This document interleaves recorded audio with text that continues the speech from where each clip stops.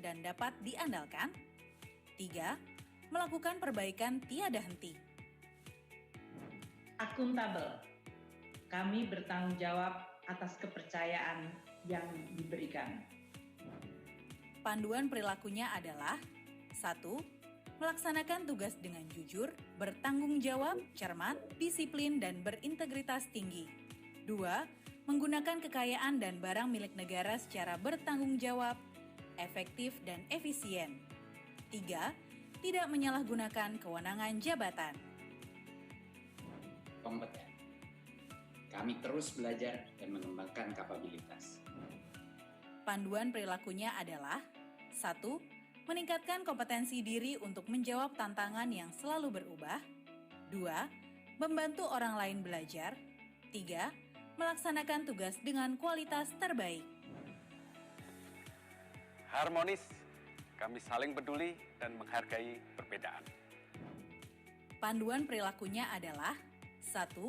Menghargai setiap orang apapun latar belakangnya. 2. Suka menolong orang lain. 3. Membangun lingkungan kerja yang kondusif. Loyal, kami berdedikasi dan mengutamakan kepentingan bangsa dan negara. Panduan perilakunya adalah 1. Memegang teguh ideologi Pancasila, Undang-Undang Dasar Negara Republik Indonesia tahun 1945, setia kepada NKRI, serta pemerintahan yang sah. 2. Menjaga nama baik sesama ASN, pimpinan, instansi, dan negara. 3. Menjaga rahasia jabatan dan negara. Adaptif, kami terus berinovasi dan antusias dalam menggerakkan serta menghadapi perubahan. Panduan perilakunya adalah 1. Cepat menyesuaikan diri menghadapi perubahan. 2. Terus berinovasi dan mengembangkan kreativitas. 3. Bertindak proaktif. Kolaboratif. Kami membangun kerjasama yang sinergis. Panduan perilakunya adalah 1. Memberi kesempatan kepada berbagai pihak untuk berkontribusi. 2. Terbuka dalam bekerja sama untuk menghasilkan nilai tambah. 3. Menggerakkan pemanfaatan berbagai sumber daya untuk tujuan bersama.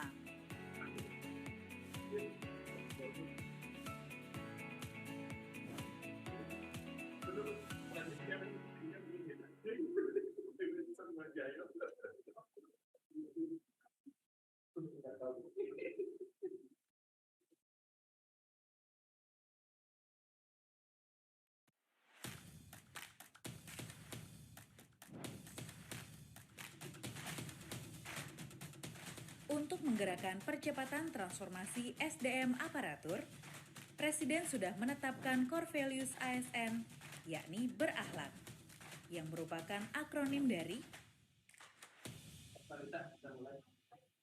berorientasi pelayanan. Kami berkomitmen memberikan pelayanan prima demi kepuasan masyarakat. Panduan perilakunya adalah 1. Memahami dan memenuhi kebutuhan masyarakat. 2. Ramah, cekatan, solutif, dan dapat diandalkan. 3. Melakukan perbaikan tiada henti. Akuntabel. Kami bertanggung jawab atas kepercayaan yang diberikan. Panduan perilakunya adalah 1. Melaksanakan tugas dengan jujur, bertanggung jawab, cermat, disiplin, dan berintegritas tinggi. 2. Menggunakan kekayaan dan barang milik negara secara bertanggung jawab.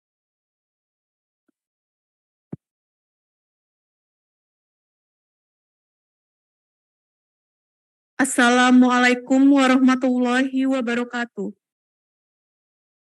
Selamat pagi, salam sejahtera untuk kita semua. Om Swastiastu, Namo Buddhaya, salam kebajikan. Mengawali acara pagi ini, mari menyanyikan lagu Kebangsaan Indonesia Raya. Hadirin dimohon berdiri.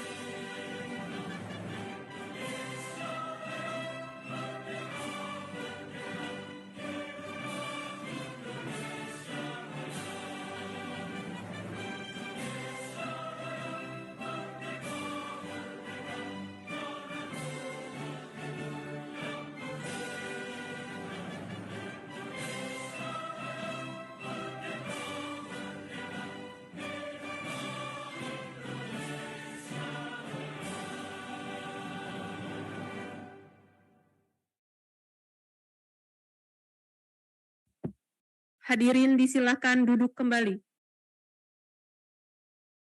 Yang kami hormati Bapak Suharmen, Deputi Bidang Sistem Informasi.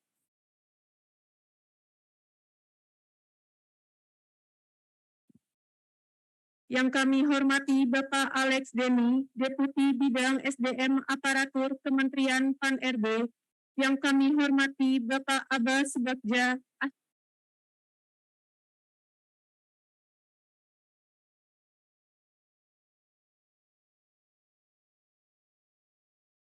serta para tamu undangan yang telah hadir dalam sosialisasi ini.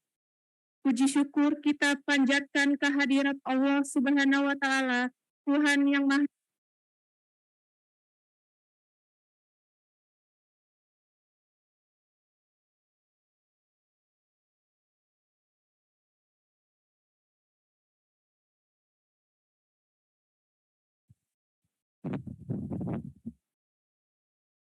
Puji syukur kita panjatkan kehadirat Allah Subhanahu wa Ta'ala, Tuhan yang Maha Esa, karena atas rahmat dan karunia-Nya kita berkesempatan menghadiri acara sosialisasi kebijakan dan pelaksanaan pengadaan P3K tahun anggaran 2022. Bapak Ibu yang kami hormati, perkenalkan saya Isti Isrohima, pemandu acara pada pagi hari ini. Agar kiranya acara hari ini berlangsung lancar dan sukses, mari kita berdoa menurut kepercayaan masing-masing. Berdoa dimulai.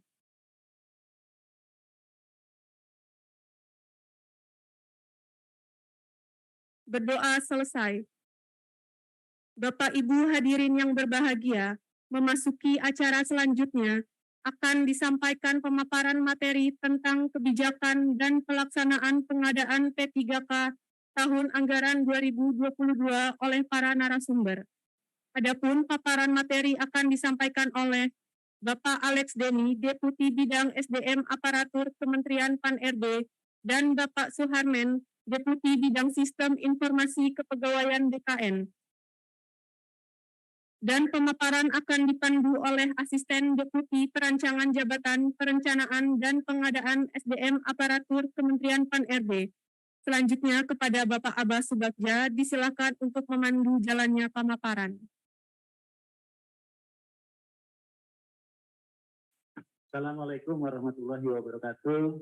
Selamat pagi, salam sejahtera untuk kita semua yang sama-sama kita hormati dan kita banggakan. Bapak Deputi di sini sudah hadir.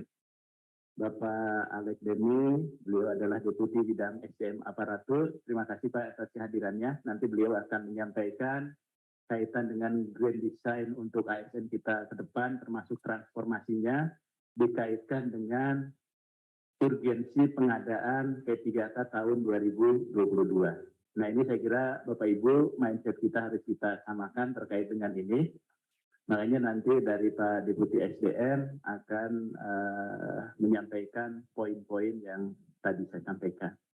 Kemudian di sebelah kanan saya ada Bapak Suharmen. Beliau adalah Deputi Sistem Informasi Kepegawaian Badan Kepegawaian Negara yang sehari-hari juga mengawal kita di dalam pengadaan di tahun ini, dan beliau sangat concern sekali sehingga memang kita sama-sama fokus pelaksanaan pengadaan kita ini akan diadakan di tahun 2022. Nanti beliau akan menyampaikan apa-apa saja isu strategis di dalam implementasinya, kemudian juga apa-apa saja yang harus disiapkan oleh kementerian, lembaga, dan pemerintah daerah, termasuk jadwal pelaksanaan. Jadi pelaksanaan ini bukan hanya tergantung kepada BKN ya sebagai institusi pelaksananya, tapi juga dukungan dari Bapak Ibu kementerian lembaga. Dan perlu juga kami sampaikan kepada Bapak Ibu sekalian, saat ini juga kami sudah menyampaikan surat kepada seluruh pejabat yang berwenang ya, kepada Pak Sekjen, ya Pak Investment, kemudian itu juga kepada Sekretaris Utama kaitan dengan input data rincian penetapan kebutuhan yang sudah disampaikan oleh Pak Menteri Pan-RB kepada seluruh kementerian lembaga.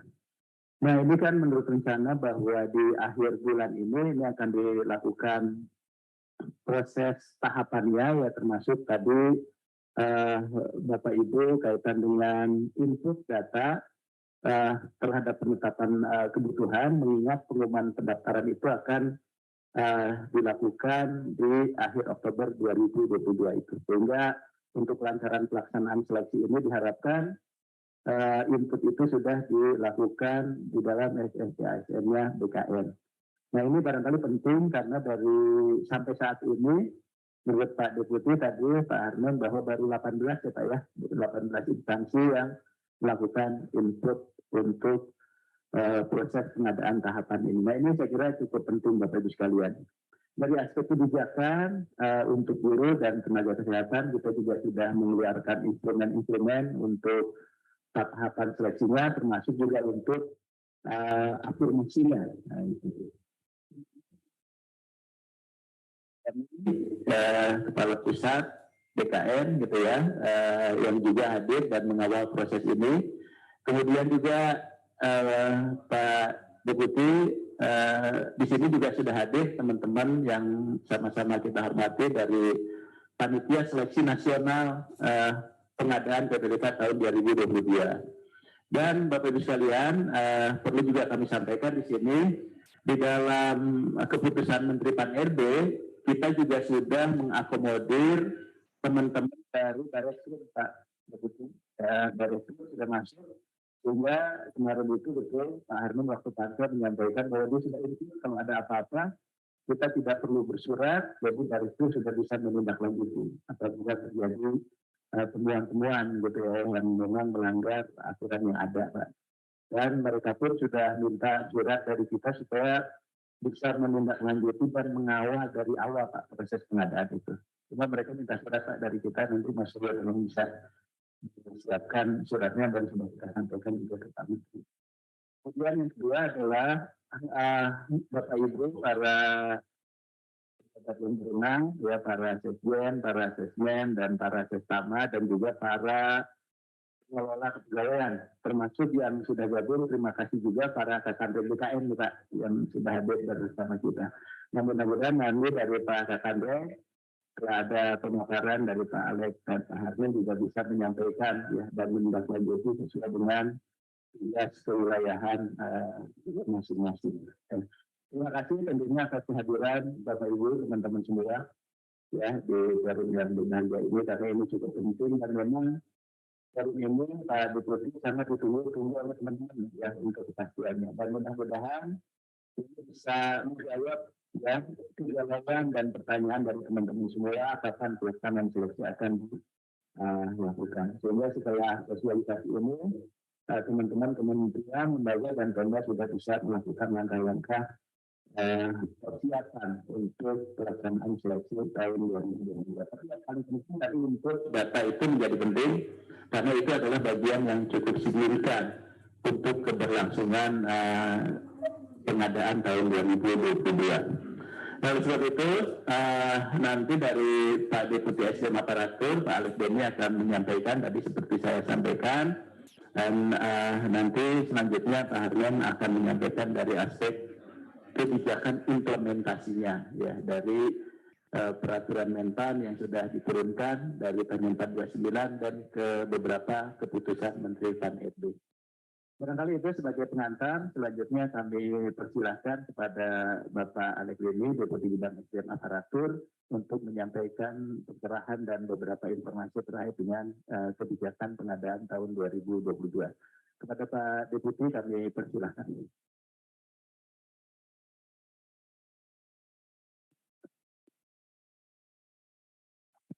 Terima kasih Pak Abah, yang saya hormati Pak Harmen beserta kawan-kawan dari BKN. Yang saya hormati Bapak Ibu dari Kementerian Pendidikan, Kebudayaan, Riset dan Teknologi, dari Kementerian Kesehatan, BPKP, kemudian kawan-kawan dari BRIN, terima kasih sudah hadir, kawan-kawan dari BSSN, tim VA, Panselnas, dan segenap undangan, terutama para SES, Sekjen, Sestama, Sekda, Provinsi, Kabupaten, Kota, atau yang mewakili beserta Biro Kepegawaian masing-masing. Selamat pagi, Assalamualaikum warahmatullahi wabarakatuh. Salam, salam sejahtera, Om Swastiastu, Namo Buddhaya, salam kebajikan. Izinkan saya mengantar sedikit diskusi pagi ini, yang nanti secara teknis tentu Pak Harmen akan bisa menjelaskan lebih detail. Saya hanya ingin mengingatkan kembali gambar besarnya. Jadi kita melakukan sesuatu, jangan sampai lupa kita tujuannya apa. Kadang-kadang kita berputar-putar di proses, kita lupa tujuannya begitu.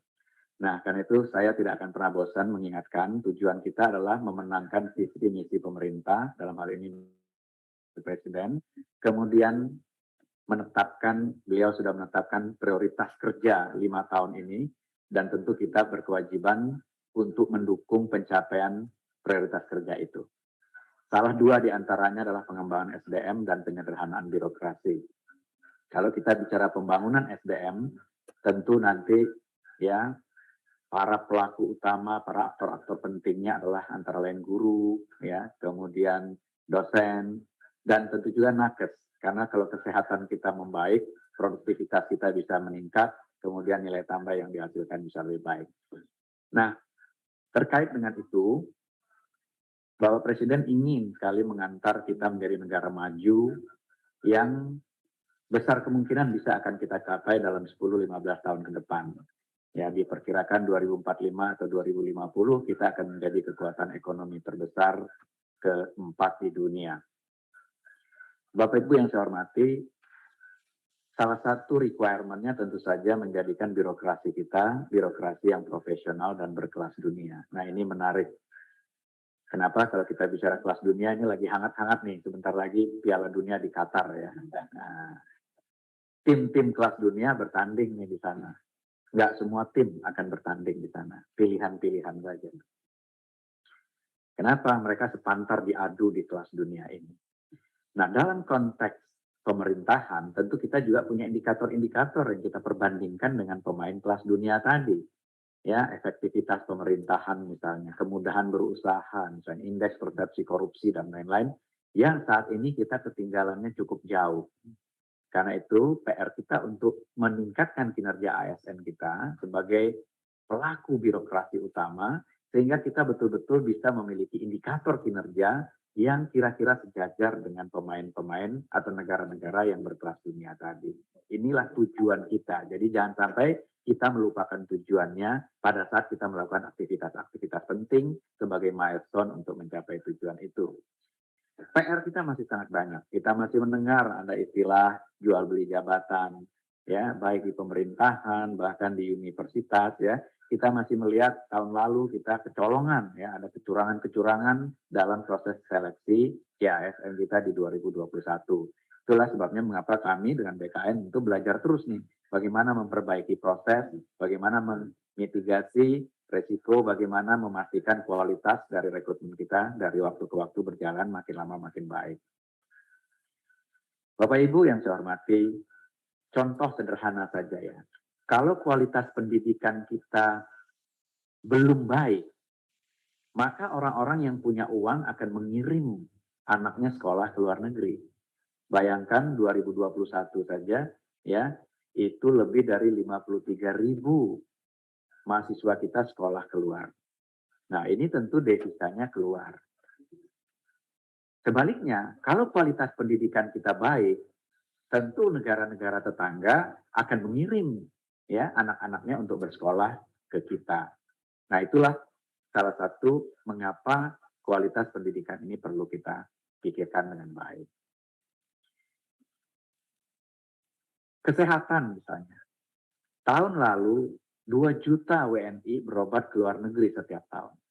Itu membuat kita kehilangan devisa lebih dari 110 triliun. Nah, kalau kualitas kesehatan kita baik, tentu yang terjadi sebaliknya. Negara-negara tetangga akan mengirim, ya, akan berobat ke dalam negeri. Inilah mengapa indikator-indikator ini penting kita perhatikan. Kenapa kualitas pendidikan dan kualitas pelayanan kesehatan itu penting kita perhatikan. Dalam konteks ini, reformasi birokrasi perlu dilakukan dengan baik. Tetapi kita juga menyadari kenyataan di lapangan bahwa ada PR-PR kita yang belum selesai, sehingga reformasi birokrasi ini, kok baru ngomong? Saya udah share nih, belum bisa. Oke, mohon maaf. No, diam saja nih, belum di-share. Oke, saya cek lagi. Tolong dicek sekali lagi, sudah ada belum?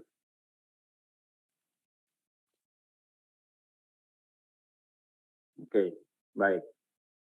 Sekali lagi, tadi kita sudah bicara bagaimana prioritas pemerintah. Mohon maaf, ternyata nggak tayang di Zoom. Saya pikir sudah tayang. Ya. Kemudian kita diharapkan membangun birokrasi yang makin profesional dan berkelas dunia. Ini saya ulang sedikit ya. Nah, bicara kelas dunia, tadi saya cerita sebentar lagi ada Piala Dunia di Qatar. Ya. Tim-tim kelas dunia bertarung di situ. Indikatornya tentu ya, bagaimana sportivitas, bagaimana endurance, bagaimana skills, bagaimana ya produktivitas mereka bertarung di situ. Negara juga sama. Dalam konteks negara, kita tentu ingin membandingkan indikator-indikator penting kita dengan pemain-pemain atau negara-negara maju yang berkelas dunia tadi. Dan ini kalau kita lihat indikator kita, ketinggalannya cukup jauh dibandingkan negara-negara maju. Nah, belum lagi kasus-kasus yang mendasar masih terjadi ya. Jual beli jabatan itu kan kasus yang basic sekali yang harusnya tidak boleh terjadi lagi di era transparansi seperti sekarang. Di era digital seperti ini, kalau masih ada yang curang, masih ada yang jual beli, itu kebangetan. Karena viralnya cepat banget. Ya. Nah, Bapak Ibu yang saya hormati, tadi saya cerita bagaimana kalau kualitas pendidikan kita dianggap belum baik, maka anak-anak Indonesia yang punya kemampuan itu tentu dikirim oleh orang tuanya sekolah ke luar negeri. 53.000 lebih ya tahun lalu mahasiswa kita sekolah keluar. LPDP juga mengeluarkan biaya yang tidak sedikit menyekolahkan anak-anak kita keluar. Tetapi sebaliknya, kalau kualitas pendidikan kita baik, tentu orang yang akan mengirim mahasiswanya ke Indonesia. Ini akan mendatangkan devisa, devisa akan meningkatkan pendapatan negara ujung-ujungnya akan bisa membuat anggaran untuk ASN diperbaiki, yang ujung-ujungnya gaji ASN bisa diperbaiki. Kesehatan tadi, 2 juta setahun berobat ke luar negeri setiap tahun. 110 triliun ya devisa kita hilang ke luar negeri. Kenapa? Karena mungkin dianggap kualitas berobat di luar negeri lebih tinggi daripada kualitas berobat di dalam negeri. Nah, bayangkan kalau kualitas nakes kita baik, rumah sakit kita baik, dan lain-lain. Kita justru akan bisa mendatangkan devisa, karena mungkin nanti orang-orang kaya dari Filipina, Bangladesh, Vietnam, itu akan berobat ke Indonesia. Jadi, kawan-kawan, reformasi birokrasi menuju kelas dunia tadi bukan sekedar jargon harusnya. Ini adalah suatu cita-cita yang harusnya akan membuat kita memang masuk ke liga negara-negara maju tadi, yang tentu saja akan berimpak kepada kesejahteraan masyarakatnya. Menarik reformasi menuju profesional dan berkelas dunia ternyata tidak mudah, karena ada tarikan juga ke kiri yang nggak kalah besarnya. Ya.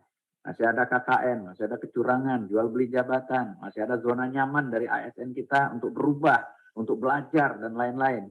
Masih ada sistem penganggaran yang masih belum ya terlihat bagaimana kesejahteraan ASN itu menjadi terperhatikan. Masih ada masalah non-ASN yang belum selesai-selesai. Dari 2005 kita coba selesaikan sampai 2022. Jangankan menuju selesai, malah magnitudenya makin lama makin besar. Belum lagi kalau itu sempat dipolitisasi. Jadi jangan sampai kita transformasi birokrasi ini seperti tarik tambang. Kitanya semua berkeringat, tapi tambangnya nggak bergerak menuju indikator-indikator yang lebih baik tadi. Jadi kawan-kawan, kita semua perlu menyadari bahwa ayo kita satukan komitmen kita menuju ke sana, walaupun kita menyadari realita di lapangan masih ada PR-PR ini yang juga mesti kita tuntaskan. Nah, karena itu transformasi birokrasi dilakukan secara menyeluruh. Organisasinya diperbaiki, ya layer-layernya dipersingkat agar organisasinya menjadi lebih lincah. Kemudian sistem kerjanya diperbaiki menuju digitalisasi, baik itu pelayanan publik maupun proses bisnis internalnya pemerintah, dan SDM aparaturnya juga harus ditransformasi secara menyeluruh.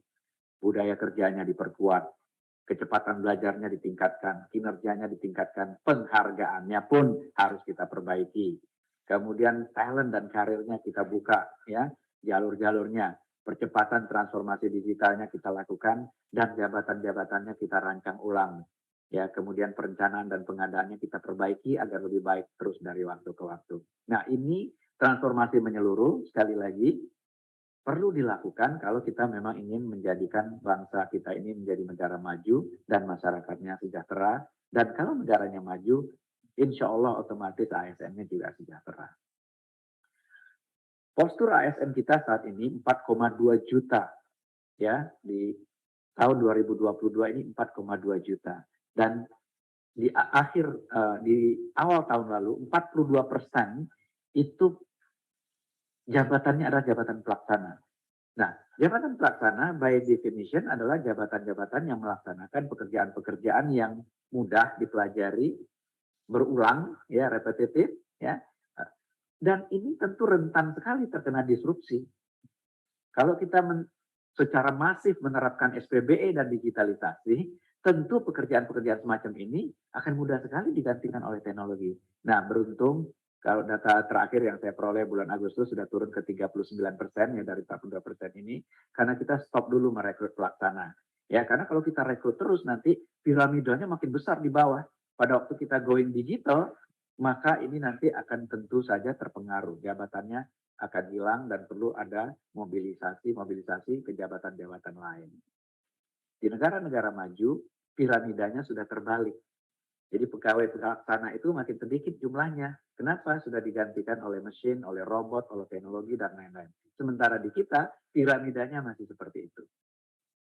Nah, Bapak Ibu yang saya hormati, karena itu rekrutmen 2022, ya, kami waktu itu dari Kementerian PAN dan RB mengeluarkan edaran bahwa pengadaannya untuk sementara fokus PPPK dulu deh. Karena PNS kita ini mesti kita kaji terus, ya, berapa sih butuhnya kita nih dalam jangka panjang. Jangan sampai kita ternyata kebutuhannya sudah tidak sebanyak itu pada saat instansi pemerintah berlomba-lomba melakukan digitalisasi. Jadi semua instansi pemerintah saat ini berlomba-lomba menerapkan SPBE dan digitalisasi. Nah, tentu kebutuhan untuk PNS mesti kita hitung ulang. Itulah sebabnya mengapa 2022 pengadaan ASN ini kita fokus dulu PPPK. Insya Allah 2023 setelah kita coba kaji ulang nanti, ketemu kebutuhannya, kemudian PNS tentu kita akan rekrut kembali sesuai dengan prioritasnya. Jadi ada 4 hal yang kami sampaikan di surat edaran Menteri PAN RB nomor B1161 di tahun 2021 yang lalu. Pertama, pandemi COVID ini dengan penyederhanaan birokrasi yang kita lakukan tentu merubah pola kerja kita dalam birokrasi. Karena itu fokus dari rekrutmen kita 2022 ini adalah pada pelayanan dasar dulu yang memang dibutuhkan oleh masyarakat. Dalam konteks ini adalah guru dan tenaga kesehatan.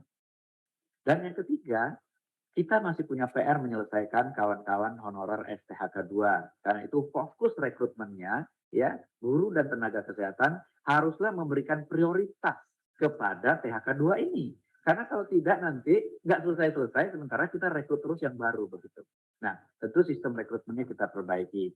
Dan kemudian gaji dan tunjangannya diusulkan oleh instansi dan daerah, dan kita usahakan bahwa untuk pelayanan dasar ini dipenuhi anggarannya. Nah, inilah prioritas kita di tahun 2022.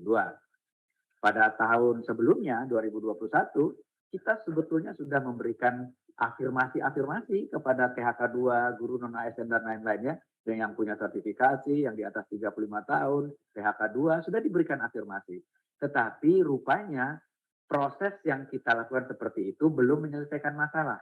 Ya, misalnya THK 2-nya lulus dengan afirmasi, ya, lulus ambang batas, tetapi rankingnya kalah oleh pelamar baru, pelamar umum. Sehingga akhirnya formasinya diisi oleh pelamar umum. Pelamar umumnya masuk ke sekolahnya, THK-nya tetap jadi honorer di sekolahnya. Nah, belajar dari situ, kita tentu ingin memperbaiki terus tahun ini dan tahun-tahun ke depan. Jadi, tahun lalu, walaupun Kemendikbud menyatakan kita butuh guru, jumlahnya itu 1 juta lebih begitu, ternyata formasi yang disampaikan itu hanya 500-an, dan kemudian yang lulus itu sekitar 293.000 dan seterusnya. Nah, dalam konteks inilah perbaikan-perbaikan kita lakukan di tahun 2022. Jadi kebutuhan nasionalnya kita hitung, ya, dan kemudian formasinya diusulkan, kemudian kita tetapkan. Apa yang membedakan tahun lalu dengan tahun sekarang dalam konteks menghitung formasi dan mengusulkan formasi serta menetapkan formasinya? Jadi tahun ini sudah ditetapkan 522.244 formasi untuk tahun 2022 ini. Nah, terkait dengan guru, sudah kita keluarkan Permen PAN nomor 20 tahun 2022, di mana pengadaan PPK JF guru ini ada konteks prioritas dan pelamar umum. Jadi konteks pelamar prioritas adalah orang yang tahun lalu ikut tes dan sudah lulus ambang batas. Itu kita prioritaskan dulu untuk mendapatkan formasi. Kemudian PHK 2 kita prioritaskan dulu untuk mendapatkan formasi di sekolah asalnya, dan seterusnya tenaga non-ASN yang terdaftar di Dapodik. Nah, barulah kemudian setelah formasi itu dikunci ya sesuai dengan yang sudah lulus dan PHK 2 dan lain-lain tadi, barulah pelamar umum kemudian kita buka. Itu sudah kita tetapkan dan insya Allah itu mudah-mudahan bisa mengurai persoalan yang kemarin ini tidak selesai dengan proses yang kita lakukan di tahun 2021. Kemenkes juga begitu ya. Jadi kebutuhannya ditetapkan secara nasional, kemudian Pemda mengusulkan berdasarkan oleh Kemenkes dan kemudian diberikan afirmasi-afirmasi terhadap kawan-kawan yang disabilitas di daerah 3T yang sudah mengabdi ya, dengan usia 35 tahun ke atas dengan masa kerja paling singkat 3 tahun dan seterusnya. Jadi afirmasi-afirmasi ini diharapkan juga menyelesaikan persoalan-persoalan non-ASN. Begitu juga terkait dengan dosen dan kemudian tenaga teknis lainnya. Jadi Permen PAN 20 2022 memperbaiki proses yang tahun lalu itu usulannya langsung datang dari kementerian lembaga dan daerah, ditetapkan oleh Menpan RB, kemudian proses seleksinya CASN-nya melamar ke formasi yang telah ditetapkan. Ya misalnya Pak Budi melamar menjadi guru yang dibuka lowongan formasinya di sekolah tertentu. Nah ternyata dengan proses seperti itu, dibuka formasinya kebutuhannya oleh Kemendikbud 1,2 juta, ternyata formasi yang diusulkan itu adalah 500.000 dan yang lulus hanya 293.000. Dan yang membuat kita juga perlu memperhatikan ini lebih detail adalah ternyata lowongan guru di daerah 3T itu lebih dari 117.000 tidak ada pelamarnya. Jadi kita butuh guru tapi nggak ada yang ngelamar begitu. Nah ini kan tentu perlu kita perbaiki. Padahal passing grade-nya sudah kita turunkan terus, yang bisa berakibat kualitas guru kita turun terus dari waktu ke waktu. Nah 2022 kita berharap formasi oleh Pemda itu berdasarkan data rekomendasi dari Kemendikbud. Karena Kemendikbud lah yang punya informasi kebutuhan secara nasional. Nah berdasarkan itu kita harapkan Pemda mengusulkan kebutuhannya. Namun ternyata kita masih punya challenge. Ya, kita merasa ya Kemdikbud merasa dengan Kementerian Keuangan anggarannya sudah disediakan, tapi Pemda merasa anggarannya belum disediakan secara penuh. Nah ini juga ternyata masih jadi PR buat kita perbaikan lagi ke depannya. Tetapi paling tidak sekarang Pemda dalam hal mengusulkan formasi sudah mengacu kepada perhitungan secara nasional yang ditetapkan oleh Kemendikbud. Dan proses seleksinya berdasarkan prioritas yang tadi saya ceritakan. Dan dalam konteks ini diharapkan proses seleksi antara pelamar umum atau new recruit dengan guru honorer khususnya PHK 2 tentu tidak kita samakan gitu ya. Jadi prioritas-prioritas ini kita tetapkan terlebih dahulu baru kemudian pelamar umumnya kita seleksi. Dan alokasi formasi itu bisa dilakukan oleh Pemda kepada daerah-daerah yang membutuhkan yang barangkali ya pelamarnya tadi tidak ada di tahun lalu itu. Jadi sekarang pelamar umum bisa dialokasikan oleh Pemda ke sekolah-sekolah di daerah 3T yang tadinya tidak ada pelamarnya. Jadi mudah-mudahan distribusi guru kita juga menjadi lebih baik tahun ini dibandingkan proses rekrutmen yang kita lakukan tahun lalu. Nah, syaratnya apa? Syaratnya tentu datanya harus rapi. Nah, dalam hal ini Pemda bertanggung jawab untuk akuntabilitas data yang kemudian diverifikasi oleh Kemendikbudristek. Nah, ini nanti mungkin Pak Harmen akan cerita apa tantangannya di lapangan dan bagaimana kita akan menyelesaikan tantangan-tantangan itu.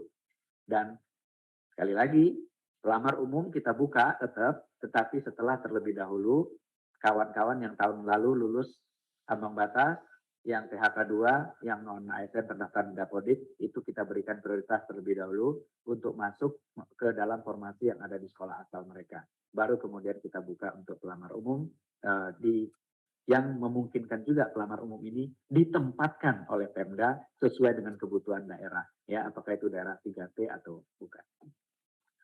Kemudian terkait dengan jabatan fungsional tenaga kesehatan, kita sudah mengeluarkan juga Kepmen nomor 968 tahun 2022, di mana peserta juga prioritasnya adalah PHK 2 dan tenaga non-ASN yang terdaftar di situ informasi sumber daya manusia kesehatan. Jadi prioritas kita berikan kesempatan terlebih dahulu kepada PHK 2 dan kepada non-ASN yang terdaftar, dan kemudian kita berikan afirmasi-afirmasi. Dan persyaratan-persyaratannya juga sudah dinyatakan sedemikian, itu yang ya kita bisa lihat di layar. Jadi bagi jabatan yang mempersyaratkan STR itu terampil dan pertama dipersyaratkan minimum 2 tahun di situ, ya, mudanya 3 tahun, madianya 5 tahun. Nah, bagi yang tidak mempersyaratkan STR itu 3 tahun dan 5 tahun. Kemudian diberikan afirmasi, ya, sekali lagi diberikan afirmasi kepada 3T itu 35% afirmasinya, kepada usia di atas 35 tahun 25%, ya, disabilitas 10% dan seterusnya. Mudah-mudahan dengan begini yang PHK 2, yang non-ASN yang sudah mengabdi tadi lebih dari 2 tahun atau 3, betul-betul mendapat prioritas terlebih dahulu mendapatkan formasi sebelum pelamar umum masuk. Kemudian terhadap JF teknis, kita juga sudah siapkan kemungkinan untuk memasukkan formasi untuk jenjang pemula, terampil, ahli pertama, ahli muda, ahli madya dengan requirement yang ditetapkan melalui Kepmen yang sudah kita keluarkan. Saya kira itu sebagai pengantar Pak Abah. Terima kasih sekali lagi kawan-kawan. Kita melakukan rekrutmen betul, seolah-olah ini business as usual, betul, setiap tahun kita lakukan betul, tapi jangan sampai lupa, tujuan kita adalah ingin mencapai, ya, cita-cita Indonesia menjadi negara maju dengan birokrasi yang profesional dan berkelas dunia. Ada realitas di lapangan, betul, harus kita balance dengan, ya, bagaimana realitas di lapangan itu kita coba selesaikan. Tentu tidak mungkin memuaskan semua pihak, tetapi paling tidak kita tidak lupa tujuan utamanya, kita mau ikut Piala Dunia. Bayangkan kita mau ikut Piala Dunia, kalau ketua PSSI-nya atau pengurus PSSI-nya nitipin pemain ke pelatih, ya, gubernurnya nitipin pemain, wali kotanya nitipin pemain, bupatinya nitipin pemain. Ya bagaimana mungkin pelatih sekaliber Pep Guardiola atau Jurgen Klopp pun tidak akan mungkin membuat timnas kita masuk ke Piala Dunia kalau pemain titipannya terlalu banyak di lapangan. Ya, ini mudah-mudahan bisa menjadi, ya, ada orang dalam kata Pak Abah, ya. Kalau orang dalamnya terlalu banyak, ya timnasnya nggak bakalan menang. Nah, mudah-mudahan kawan-kawan bisa memahami bahwa betul ada realitas di lapangan, tapi jangan lupa kepentingan 270 juta rakyat Indonesia tentu harus lebih mengemuka dibandingkan kepentingan kita sebagai bagian-bagian dari populasi yang lebih banyak tadi. Saya kira itu, terima kasih, mohon maaf jika ada yang kurang berkenan. Billahi taufiq wa hidayah. Assalamualaikum warahmatullahi wabarakatuh. Waalaikumsalam warahmatullahi wabarakatuh. Terima kasih Pak Deputi, tadi sudah mengingatkan kembali Bapak Ibu sekalian, walaupun ini kayak ritual gitu ya Pak ya, pekerjaan ritual, tapi kita tetap tujuan utama kita itu yang harus kita capai. Jadi kadang-kadang kita merekrut, tapi kadang nggak jadi solusi Pak bagi organisasi gitu ya. Misalnya satu kementerian dia merekrut orang, setelah merekrut orang kinerjanya naik apa enggak sih? Permasalahan-permasalahan itu selesai apa enggak sih? Kayak ini Pak Deputi PR kita juga untuk melakukan evaluasi, monitoring evaluasi terhadap pengadaan ASN di kementerian lembaga itu. Sehingga tujuan-tujuan itu sebetulnya kita terjebak di rutinitasnya, tapi lupa dengan tujuan awalnya. Nah, saya kira tadi Pak Deputi sudah mengingatkan kita semua, kemudian juga tadi bagaimana grand design kita gitu ya, termasuk juga untuk penyelesaian guru dan tenaga kesehatan ya. Terima kasih Pak Deputi. Nah ini nanti dari Pak Deputi Sinka, dari Pak Harmen nanti juga akan menyampaikan di tataran implementasinya. Dan harapannya Bapak Ibu sekalian nanti setelah Pak Deputi Pak Alex, Pak Deputi SDM dengan Pak Deputi Sinka menyampaikan, Nanti teman-teman bisa setelah ini koordinasi dengan kantor-kantor regional ya, termasuk juga dengan teman-teman BKN ya, supaya komunikasinya itu bisa langsung ya Pak Deputi ya, gitu ya Pak Soni ya, Pak Deputi nanti, supaya kalau ada masalah-masalah itu bisa diselesaikan gitu ya. Dan kebetulan Pak Soni juga ada di tempat terus ya dalam 3 tahun terakhir ke depan gitu ya, nggak akan kemana-mana. Nungguin teman-teman tamunya gitu ya akan datang. Jadi nanti silakan setelah ini Bapak Ibu, tadi Pak Deputi juga sampaikan terbuka untuk teman-teman kita bisa datang ke Kanrek untuk koordinasi untuk teman-teman Pemda gitu juga, termasuk untuk teman-teman yang di kementerian lembaga. Selanjutnya kami persilahkan kepada Pak Sarmen, Pak Deputi Sinka BKN. Saya persilahkan Pak. Terima kasih Pak. Assalamualaikum warahmatullahi wabarakatuh. Selamat pagi dan salam sejahtera bagi kita semua. Yang kami hormati Pak Alex, Deputi SDMA, Kementerian PAN-RB, yang kami hormati Pak Abah, Aspek Perencanaan dan Pengadaan Kebutuhan ASN, Pak Soni Sultana, Kepala Pusat Pengembangan Sistem Seleksi Badan Kepegawaian Negara, serta tentu saja yang kami hormati dan kami banggakan rekan-rekan Kepala BKD, BKP SDM, Kepala Biro SDM, Kementerian Lembaga yang hadir pada Selamat pagi, Bapak Ibu pejabat dan pegawai Kementerian Pendayaan Aparatur Negara dan Reformasi Birokrasi. Sesaat lagi kita akan mendengarkan bersama lagu kebangsaan Indonesia Raya. Selama mendengarkan lagu kebangsaan Indonesia Raya, Bapak Ibu dimohon berdiri dengan sikap sempurna. Terima kasih.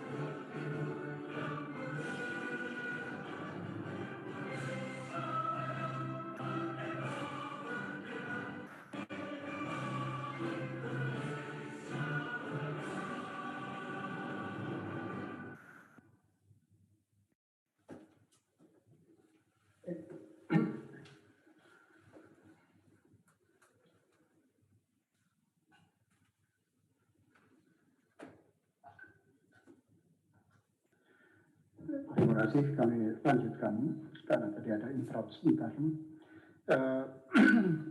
Yang kami hormati seluruh peserta, Kepala BKD, BKP SDM, Kepala Biro SDM, instansi pusat dan daerah yang hadir pada kegiatan sosialisasi pada pagi hari ini. Pertama-tama tentu kita patut bersyukur bahwa kita semua masih diberikan kesehatan sehingga bisa melaksanakan kegiatan sosialisasi persiapan pelaksanaan seleksi calon aparatur sipil negara tahun 2022 pada pagi hari ini. Bapak Ibu yang saya hormati, saya akan coba untuk share screen terkait dengan bagaimana kita akan melakukan persiapan pelaksanaan seleksi tahun 2022 ini terkait dengan sebagaimana disampaikan oleh Pak Deputi SDMA tadi, fokus utama kita pada tahun ini adalah pengadaan seleksi aparatur sipil negara untuk pegawai pemerintah dengan perjanjian kerja. Bapak Ibu yang saya hormati, kalau kita berbicara seleksi, tentu saja harus ada dasar hukum yang kuat untuk melaksanakan itu. Sehingga setiap aktivitas yang akan kita laksanakan kemudian dapat dipertanggungjawabkan baik secara hukum ataupun di dalam teknis pelaksanaan ke depan. Bagaimanapun juga pelaksanaan ini tentu akan diaudit oleh pihak-pihak yang berwenang, terutama teman-teman dari Badan Pemeriksa Keuangan terkait dengan apakah pelaksanaan ini sudah sesuai dengan ketentuan yang ditetapkan. Selain itu, dasar hukum ini juga penting bagi Panselnas untuk bekerja, termasuk di dalam menentukan apakah seseorang kemudian bisa dikategorikan sebagai lulus seleksi atau tidak lulus seleksi berdasarkan keputusan Menteri Pan-RB terkait dengan penetapan passing grade termasuk afirmasinya yang tadi sudah disampaikan oleh Pak Deputi SDMA. Jadi kalau kita berbicara formasi, ini adalah alokasi formasi pada saat ditetapkan oleh Pak Menteri pada saat awal. Kemudian di dalam perkembangannya ada beberapa institusi yang mengajukan membatalkan formasi. Tadi sudah disampaikan oleh Pak Deputi SDMA, ada perbedaan sedikit, sekitar 10.000 formasi, instansi-instansi yang kemudian mengundurkan diri. Salah satu instansi yang mengundurkan diri yang masuk suratnya ke kami yang ditujukan ke Pak Menteri Pan-RB tetapi juga ditembuskan kepada Kepala BKN adalah misalnya DKI. DKI yang tadinya mendapatkan formasi untuk P3K guru, P3K tenaga kesehatan, dan P3K teknis lainnya, kemudian bersurat karena keterbatasan ada sesuatu dan lain hal, kemudian mengajukan untuk tenaga kesehatan dan teknis lainnya untuk tahun 2022 ini belum bisa dilaksanakan. Tetapi untuk P3K guru terkait dengan formasi yang sudah ditetapkan oleh Pak Menteri itu tetap akan dilaksanakan.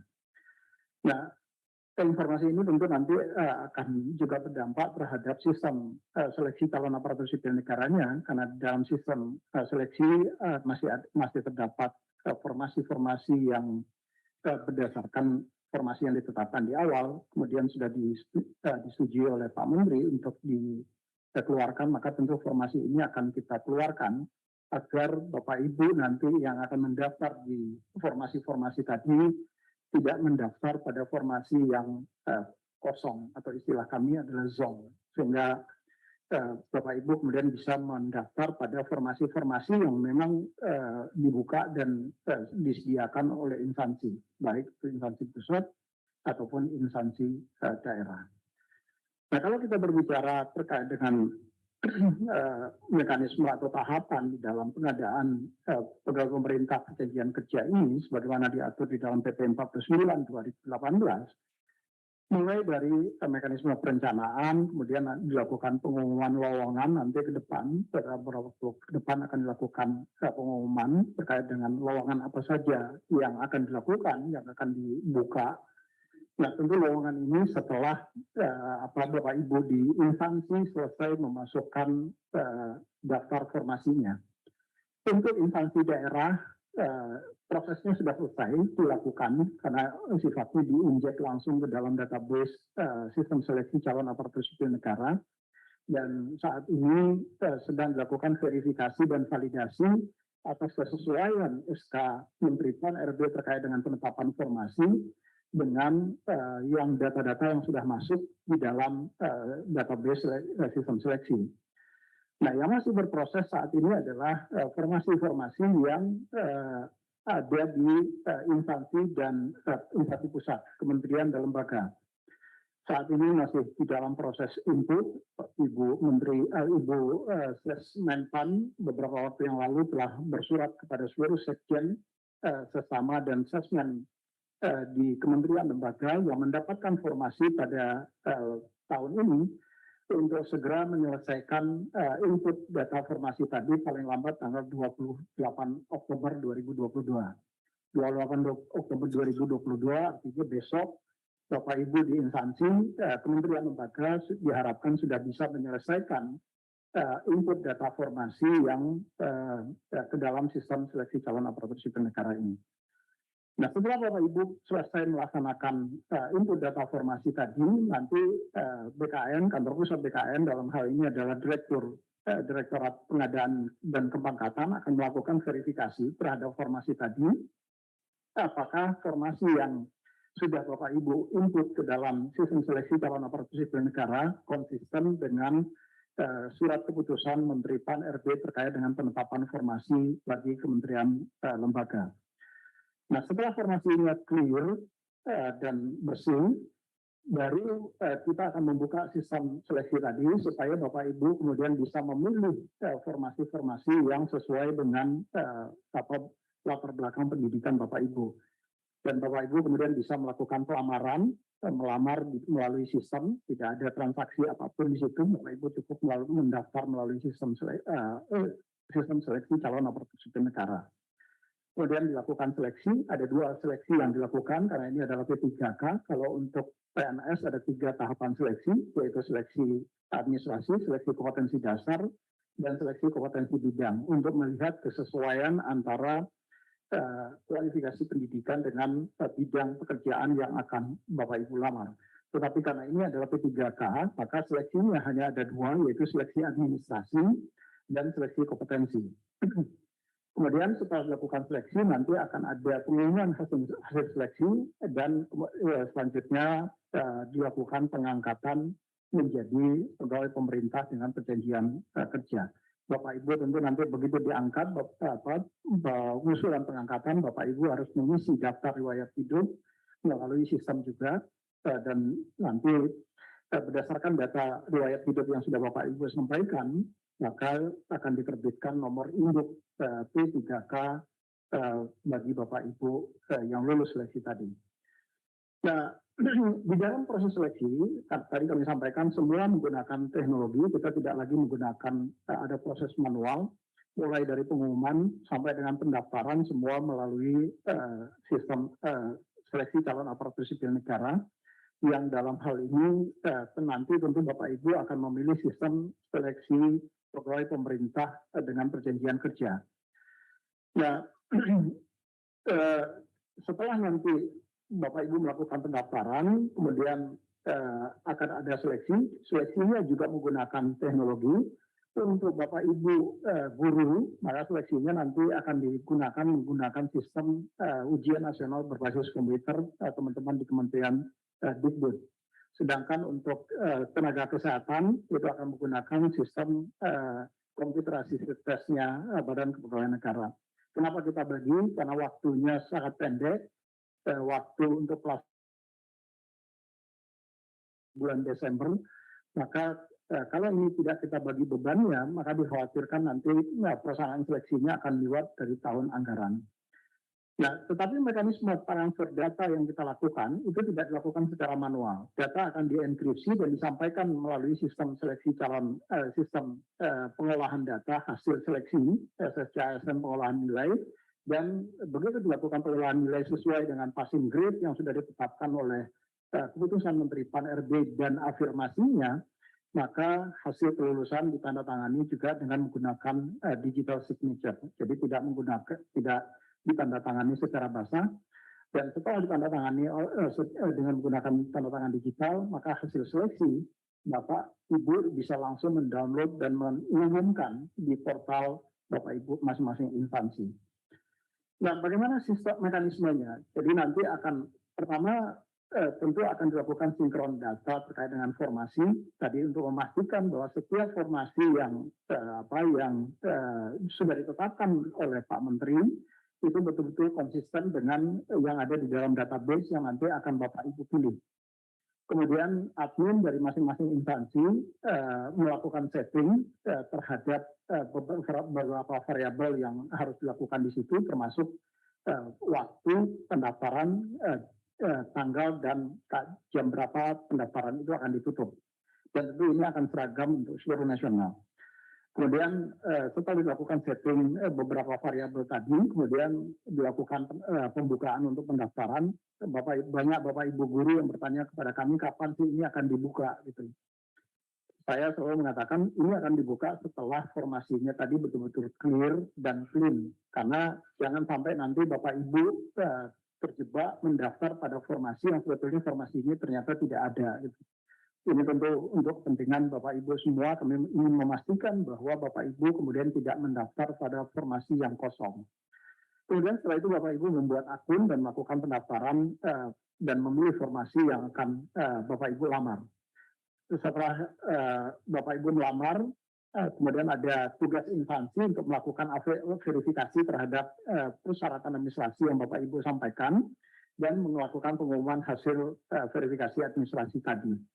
Setelah itu ada periode sanggah Bapak Ibu yang merasa dirugikan selama di dalam proses seleksi administrasi, Bapak Ibu bisa mengajukan sanggah kepada instansi kenapa misalnya Bapak Ibu kemudian tidak masuk atau tidak lulus. Mekanisme sanggah ini wajib dijawab oleh instansi karena mereka kemudian yang melakukan verifikasi terhadap seleksi administrasi tadi. Setelah masa sanggah lewat waktunya, maka akan diumumkan hasil orang-orang yang lulus seleksi administrasi, kemudian BKN maupun teman-teman di Kementerian Dikbud menyusun jadwal untuk pelaksanaan seleksinya. Setelah kita umumkan jadwalnya, dilakukan seleksi, dan hasil seleksi juga setiap hari dengan menggunakan enkripsi yang disiapkan oleh teman-teman di Badan Cyber dan Sandi Negara, disampaikan menggunakan API service ke sistem pengolahan nilai. Nah, setelah dilakukan pengolahan nilai, baru diumumkan hasil seleksinya sebelum sanggah.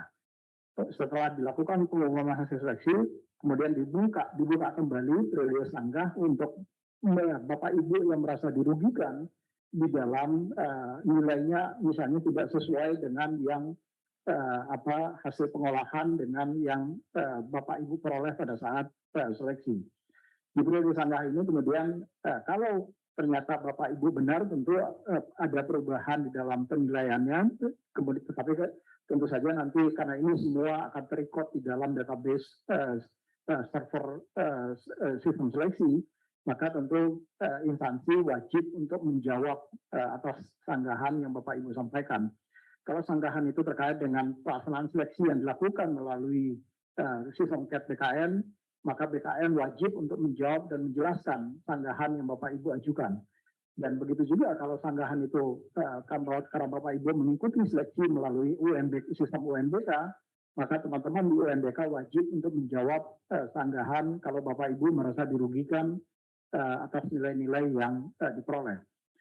Kemudian setelah selesai jawaban sanggah, dilakukan pengolahan nilai akhir dan baru kemudian dilakukan pengumuman kelulusan. Nah, setelah pengumuman kelulusan akhir, baru kemudian dilakukan pemberkasan untuk penetapan nomor induk calon aparatur sipil negara atau nomor induk P3K yang Bapak Ibu semua. Nah, ini adalah proses bisnis secara keseluruhan. Peserta membuat akun bagi PPK ini bagi peserta membuat akun. Sistem seleksi calon aparatur sipil negara akan memvalidasi data Bapak Ibu membandingkan dengan data NIK yang ada di Dukcapil. Jadi nanti akan divalidasi by sistem ke Dukcapil untuk memastikan Bapak Ibu memang nomor induk kependudukannya konsisten dengan data yang ada di dalam database Dukcapil. Nah, bagi yang teman-teman di tenaga kesehatan, karena ini adalah seleksi untuk tenaga kesehatan dilakukan secara tertutup, nah, artinya tertutup dilakukan hanya bagi mereka yang terdaftar di dalam database PHK2 BKN yang berprofesi sebagai tenaga kesehatan dan database sistem informasi SDM kesehatan yang di Kementerian Kesehatan, maka dilakukan filtering terhadap data di SI-SDMK. Kemenkes untuk memastikan bahwa Bapak Ibu memang terdaftar di dalam dua database tadi, baik itu database PHK2 ataupun di dalam database SI-SDMK. Kemudian kalau dua-duanya sudah terkonfirmasi Bapak Ibu memang ada di dalam salah satu dari database tadi, maka Bapak Ibu kemudian akan mengikuti seleksi administrasi dan Bapak Ibu bisa melanjutkan pendaftaran. Dan kemudian lakukan seleksi administrasi oleh instansi. Setelah seleksi administrasi ada sanggah dan peserta yang lulus seleksi akan mengikuti seleksi berbasis komputer menggunakan sistem CAT BKN. Untuk guru juga sama, tetapi guru ada skema. Jadi ada skema yang P1, P2, dan P3 atau fasilitas umum. Tadi sudah disampaikan oleh Pak Deputi SDMA, untuk yang P1 ini diprioritaskan bagi mereka-mereka yang sudah lulus passing grade pada seleksi tahun 2021 yang lalu. Ini by system akan ditempatkan di mereka-mereka ini akan ada di prioritas mana? Prioritas 1, prioritas 2, atau prioritas 3. Nanti kalau mereka adalah prioritas 1, maka yang bersangkutan akan langsung dilakukan penempatan bagi P1 dan kemudian ada pemberkasan. Tapi Bapak Ibu tetap harus melakukan registrasi supaya untuk melakukan konfirmasi saja. Jadi Bapak Ibu yang berada P1 tetap harus melakukan konfirmasi, mendaftar untuk dilakukan konfirmasi apakah Bapak Ibu masih ada atau sebetulnya Bapak Ibu sudah tidak ada. Jadi bagi yang P1 kemarin, yang sudah lulus seleksi di 2021 kemarin, yang lulus passing grade, belum tetap melakukan konfirmasi. Kemudian dilakukan penempatan, hanya saja kalau kemudian penempatannya ternyata instansi Bapak Ibu tidak membuka formasi, maka nanti Bapak Ibu akan dialirkan ke P2. Bapak Ibu akan mengikuti seleksi, tetapi seleksinya hanya menggunakan mekanisme observasi bagi P2 dan P3. Jadi nanti mekanisme yang akan dilakukan teman-teman di Dikbud akan melakukan observasi terhadap posisi Bapak Ibu dan Bapak Ibu berdasarkan data-data yang masuk tadi, kecuali bagi pelamar umum. Bagi pelamar umum itu yang kemudian akan mengikuti seleksi dengan mekanisme UMBK, tentu setelah tadi P1 atau yang lulus di P2 berdasarkan hasil observasi, ataupun yang lulus di P3 berdasarkan hasil observasi, baru kemudian sisanya akan bisa memilih formasi di pelamar umum. Hanya saja kembali ini yang juga masih menjadi perdebatan, apakah formasi pelamar umum ini atau P4 ini masih memungkinkan nggak waktunya untuk kita buka? Karena seperti tadi saya sampaikan, ini berada di injury time. Jadi di bulan Desember yang waktunya adalah sangat sempit, ada mekanisme pertanggungjawaban anggaran yang harus dilakukan oleh teman-teman Dikbud kepada Kementerian Keuangan.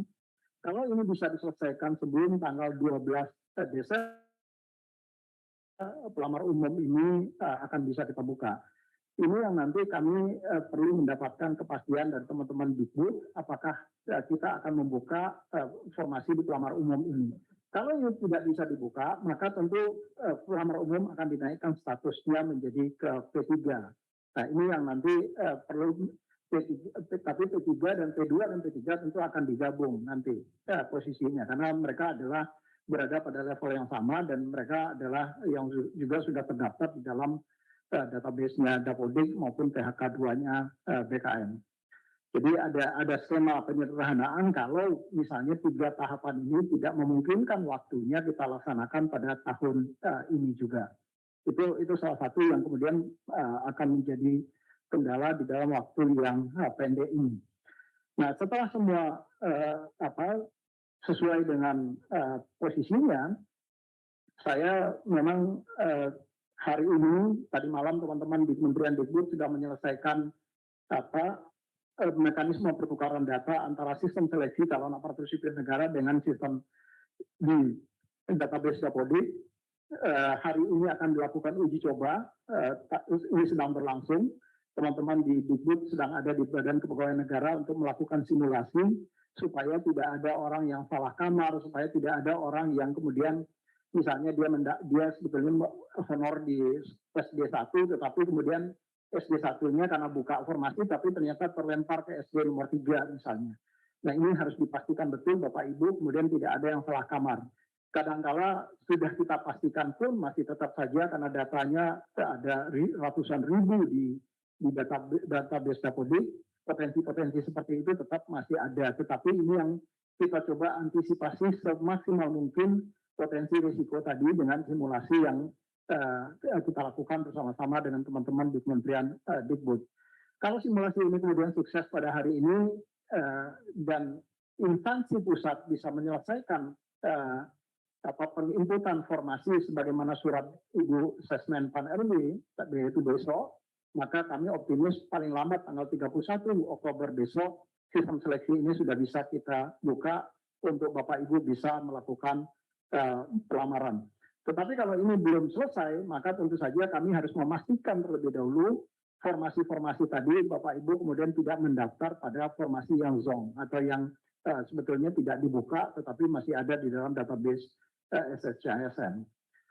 Nah, setelah dilakukan seleksi melalui mekanisme UNBK dengan sistem UNBK, maka seluruh hasil seleksi tadi disampaikan diolah melalui sistem pengolahan di SSCISN yang algoritmanya tentu disesuaikan dengan keputusan Menteri Pan RB termasuk juga afirmasinya yang tadi sudah disampaikan oleh Pak Deputi SDMA.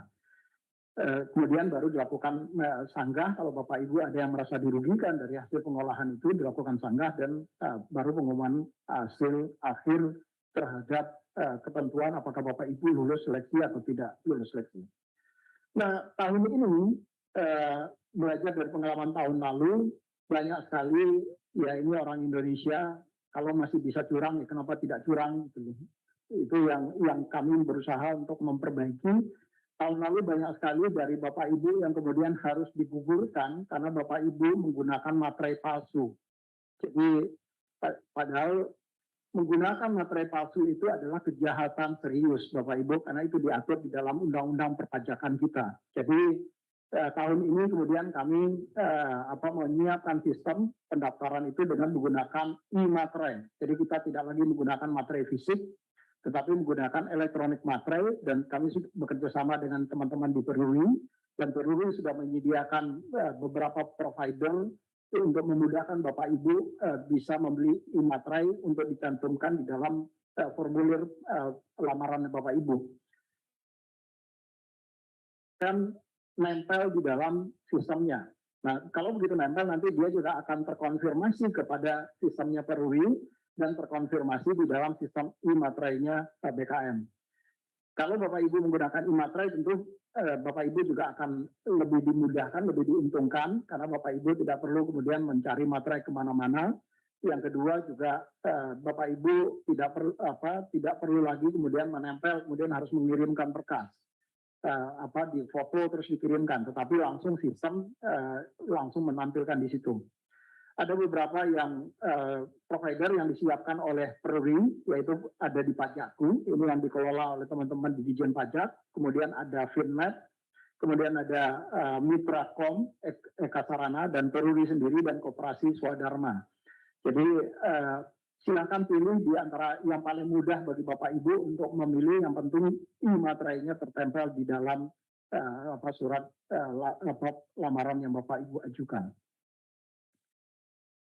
Ini adalah jumlah soal yang nanti akan diujikan di seleksi kompetensi teknis. Totalnya ada sekitar 145 soal, 90 soal untuk kompetensi teknis, seleksi kompetensi manajerial 25, sosiokultural 20, dan wawancara 10. Kalau untuk seleksi kompetensi teknis nilainya Bapak Ibu benar, jawaban Bapak Ibu benar, maka Bapak Ibu mendapatkan nilai 5, tetapi kalau salah, Bapak Ibu tidak mendapatkan nilai atau 0 atau tetap nilainya.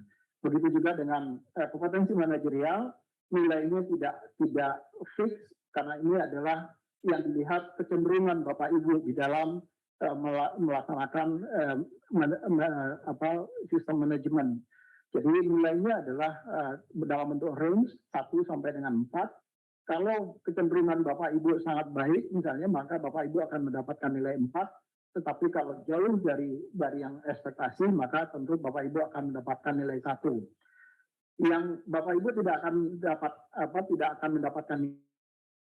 Jadi saran kami, apapun misalnya kalau Bapak Ibu tidak memahami, ya jawab saja. Paling tidak Bapak Ibu mendapatkan nilai 1, syukur-syukur mendapatkan nilai 4. Untuk sosiokultural juga sama, nilainya dalam bentuk range dari 1 sampai dengan 5.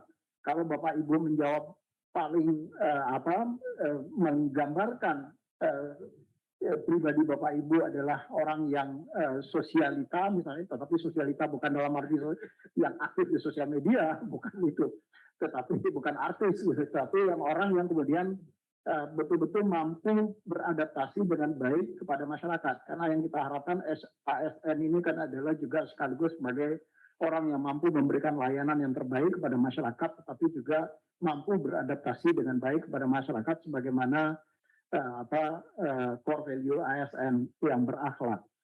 Jadi nilainya dalam bentuk range di situ, yaitu yang terendah itu adalah 1 dan yang tertinggi itu yang paling mendekati kecenderungannya mendapatkan nilai 5. Nah, kalau Bapak Ibu tidak menjawab, ya tentu nilainya 0. Ini juga sama seperti tadi. Bapak Ibu mengerti atau tidak mengerti sebaiknya dijawab. Minimal Bapak Ibu akan mendapatkan nilai 1. Jadi ini yang kami sampaikan.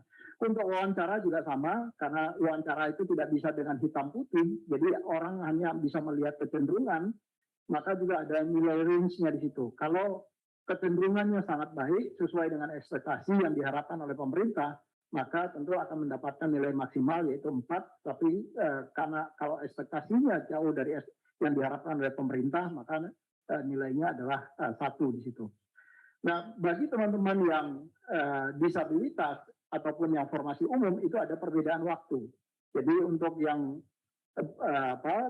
untuk disabilitas itu waktunya untuk di seleksi kompetensi teknis, manajerial dan sosiokultural itu waktunya dialokasikan 150 menit, sementara kalau yang umum itu 120 menit.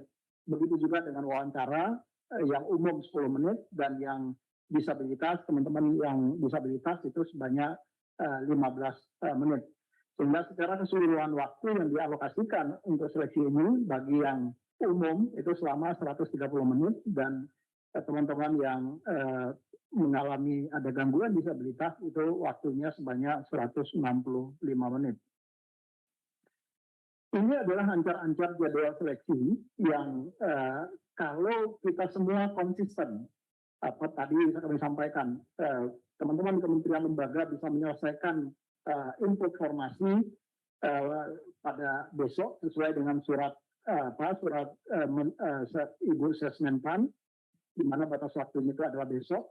Karena setelah dilakukan, Bapak Ibu melakukan input formasi, maka BKN akan segera melakukan verifikasi terhadap formasi yang Bapak Ibu input dan mencocokkan dengan keputusan Menteri Pan-RB.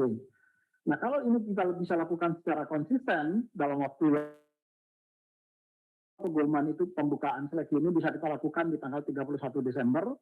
Dan kita akan bisa menyelesaikan seleksi terkait dengan P3K Nakes misalnya, itu diharapkan bisa diselesaikan seleksinya pada tanggal 13 Desember. Saya sebetulnya masih meminta Pak Kapus untuk waktunya agak dipendekkan lagi, karena tadi ada pertanggungjawaban anggaran yang harus masuk ke Kementerian Keuangan pada tanggal 12 Desember. Jadi mungkin ini yang perlu waktunya memang menjadi sangat ketat dalam konteks sekarang ini. Karena biasanya kita melaksanakan seleksi itu di bulan Oktober. Ya, jadi kalau bulan Oktober itu akan sangat leluasa bagi kita untuk bisa menyelenggarakan di beberapa titik lokasi. Nah, untuk yang guru nanti menggunakan sistem UNBK. Jadwalnya nanti tentu saja akan menyesuaikan dengan jadwal yang sudah ditetapkan yang nanti akan ditetapkan oleh Panselnas. Dan untuk teknis lainnya ini nanti akan ada periode-periode di dalam masa tanggah karena ini terbuka seleksinya, maka kemungkinan besar paling cepat bisa kita lakukan ada nanti di tahun depan. Tetapi mekanisme pendaftaran pelamarannya bisa dilakukan pada tahun ini dan seleksi administrasinya bisa kita selesaikan pada tahun ini.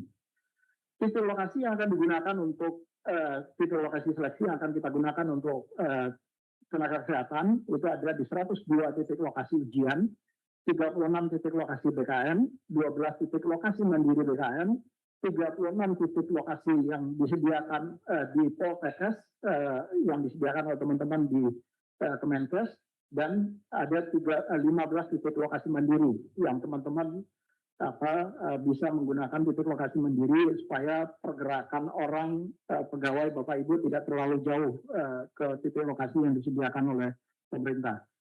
Sementara nanti yang kami juga berharap untuk yang titik tenaga teknis lainnya itu juga akan kita gunakan titik lokasi yang diharapkan nanti juga bisa mendapat tunjangan dari teman-teman di Kemenkes. Nah, kami sudah mendapatkan rekomendasi dari teman-teman Satgas. Jadi untuk pelaksanaan seleksi ini tentu saja kita perlu mendapatkan rekomendasi dari teman-teman Satgas. Bagaimanapun juga kita masih, kalau kita lihat dalam laporan harian teman-teman Kemenkes, COVID ini belum hilang sama sekali dari Republik ini. Datanya masih turun naik. Ini tentu juga perlu menjadi, walaupun tidak seketat pada saat kita pelaksanaan tahun 2020 ataupun 2021 yang lalu. Nah, tetapi tentu saja nanti Bapak Ibu tetap perlu menginstal aplikasi Peduli Lindungi untuk memastikan bahwa Bapak Ibu memang kemudian tidak ada potensi COVID. Kalaupun Bapak Ibu terindikasi misalnya positif COVID pada hari itu. Mudah-mudahan tidak terjadi dan kami tentu berharap Bapak Ibu juga bisa menjaga kesehatannya, terutama di dalam menghadapi waktu-waktu untuk pelaksanaan seleksi ini nanti. Penerapan protokol kesehatan, bagaimana direkomendasikan oleh Satgas, itu harus tetap kita lakukan, kita patuhi, pakai masker, menjaga jarak minimal 1,5 meter, cuci tangan dengan sabun. Ini juga nanti tentu akan disediakan di titik lokasi seleksi. Kemudian tingkat lokasi ujian hanya boleh diisi 50%, tetapi ini nanti karena sudah agak menurun panjang, kami tentu akan mencoba untuk bernegosiasi apakah bisa kita tingkatkan menjadi 75% dari kapasitas misalnya. Nah, kalau bisa tingkatkan 75% dari kapasitas, maka ini tentu akan waktu yang tadi yang sampai dengan 13 Desember itu bisa kita perpendek. Jadi tidak harus sampai dengan 13 Desember. Nah, kemudian pelaksanaan seleksi akan dikoordinasikan dengan kepala daerah atau ketua Satgas penanganan COVID di daerah untuk memastikan kalau terjadi apa-apa teman-teman di Satgas COVID di masing-masing wilayah itu bisa cepat membantu penanganan teman-teman yang kalau kebetulan terkonfirmasi COVID-19. Kemudian panitia kegiatan seleksi wajib membentuk Satgas protokol kesehatan untuk mengawasi dan mengendalikan penerapan protokol kesehatan ini untuk betul-betul mencegah penularan COVID-19. Di titik lokasi akan disediakan QR code Peduli Lindungi.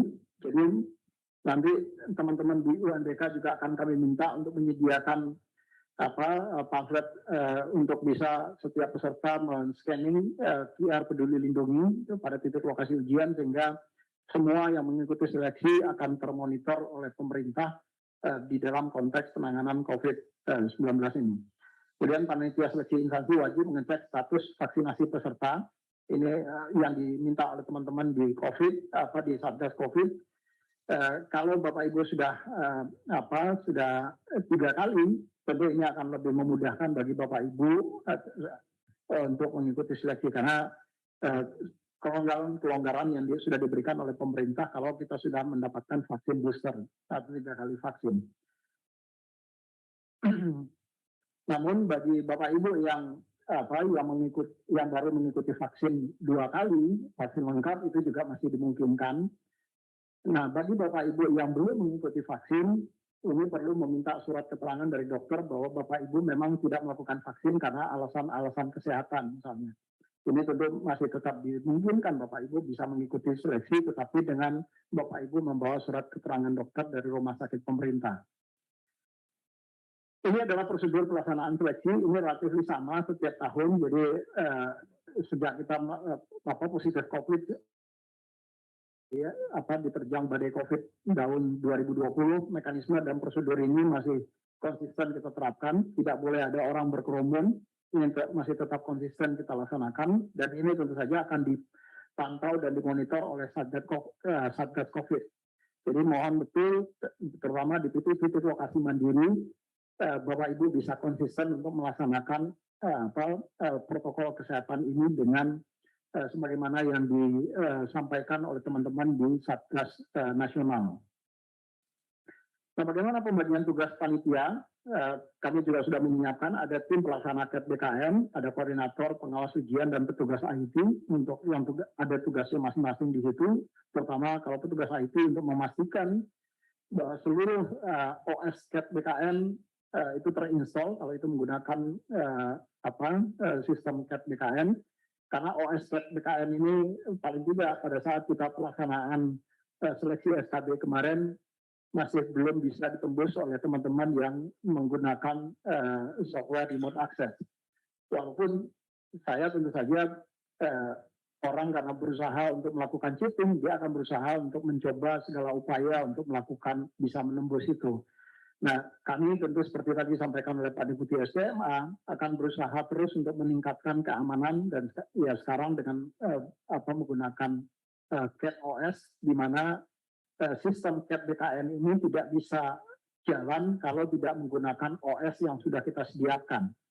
Kalau yang sebelumnya dengan menggunakan OS yang ada di Windows itu juga sudah bisa jalan. Tapi itu juga yang kemudian menjadi potensi orang memasang software remote access di software Windows-nya. Nah, sekarang kita kunci, nggak bisa lagi di situ. Begitu juga dengan Linux. OS-nya selama ini juga ada flexibility. Sistemnya bisa running di dalam sistem OS Linux, tetapi ternyata ini juga menjadi kelemahan. Nah, sekarang kita modifikasi OS tersendiri, kita bangun OS sendiri, yang algoritmanya kita siapkan sendiri, sehingga sistem hanya bisa running di dalam OS ini. Ini yang sekarang kami coba untuk lakukan perbaikan. Yang kedua adalah, karena ini juga kemarin sempat ditanya oleh Pak Menteri, yang kedua adalah sistem enkripsi. Sistem enkripsi yang kita siapkan adalah, kalau selama ini menggunakan sistem enkripsi yang disiapkan oleh teman-teman di BKN, walaupun mekanisme kerjanya tetap sama, tetapi tahun kemarin mulai dari pelaksanaan seleksi pendidikan kedinasan, kita menggunakan sistem enkripsi yang kemudian didevelop sendiri oleh teman-teman di Badan Cyber dan Sandi Negara. Nah, sistem enkripsi ini kemudian password-nya dipegang oleh 4 institusi. Jadi orang kalau mau membuka enkripsinya, maka harus memasukkan 4 digit angka yang dipegang oleh 4 institusi untuk bisa mengenerate master key. 4 digit angka tadi dipegang oleh Kemenpan RB, dipegang oleh teman-teman di BS Badan BPKP, kemudian dipegang oleh Kementerian Dikbud dan dipegang oleh BKN. Salah satu dari pemegang kunci tadi tidak memasukkan kuncinya atau ada yang salah satu digit saja dari kunci tadi, maka master key-nya tidak akan bisa di-generate. Orang tidak akan bisa untuk membuka enkripsi yang ada di sistem. Ini yang juga sudah kita siapkan di dalam sistem ini, sehingga dan master key ini untuk sistem enkripsi ini itu dimulai pada saat penyiapan soal-soal ujian. Jadi tidak hanya pada saat pelaksanaan, tetapi pada saat penyiapan soal-soal ujian sudah menggunakan mekanisme yang sama. Enkripsinya gunakan enkripsi yang disiapkan oleh teman-teman BSSN dan membukanya juga dengan menggunakan password yang dipegang oleh 4 institusi berbeda. Kemudian di titik lokasi yang ada diselenggarakan oleh BKN, petugas kesehatan, petugas keamanan, dan petugas loker akan disiapkan oleh BKN, tetapi bagi instansi yang seperti Poltekkes misalnya, mohon nanti teman-teman Poltekkes juga menyiapkan petugas-petugas tersebut untuk mengantisipasi, sifatnya lebih antisipasi kalau ada hal-hal yang tidak kita inginkan terjadi di lapangan. Misalnya ada yang tiba-tiba karena dalam perjalanan terus berinteraksi dengan orang yang positif COVID, akhirnya dia juga terkonfirmasi COVID, maka paling tidak teman-teman yang petugas keamanan kesehatan itu bisa melakukan pertolongan pertama dan mengantarkan yang bersangkutan pulang kembali dengan ambulan yang sudah disediakan di titik lokasi. Kemudian juga petugas keamanan untuk mengantisipasi jangan sampai terjadi ada orang bergerumbun atau bergerombol di titik lokasi, sehingga ini tentu berpotensi untuk terjadi penyebaran COVID-19. Kemudian ada panitia seleksi petugas loker untuk memastikan barang-barang peserta tidak ada yang hilang. Jadi jangan ada kemudian peserta yang merasa kehilangan apakah HP, karena semua dokumen termasuk alat-alat komunikasi harus ditinggalkan di loker, dan tentu ini perlu dijaga, diamankan bukan berarti kemudian dihilangkan, tetapi diamankan, disimpan untuk dikembalikan kepada peserta. Nah, perlu ada petugas loker tersendiri untuk memastikan barang-barang itu kemudian tidak ada yang hilang. Kemudian dari instansi perlu menyiapkan penanggung jawab pelaksanaan di instansi, kemudian pemeriksa berkas, kemudian petugas registrasi dan petugas body checking. Jadi petugas body checking ini penting Bapak Ibu dilakukan, tetapi tentu saja tolong nanti petugas body checkingnya untuk perempuan ya perempuan, dan untuk laki-laki ya laki-laki. Jangan untuk perempuan terus laki-laki, jangan dibalik, nanti keenakan laki-lakinya.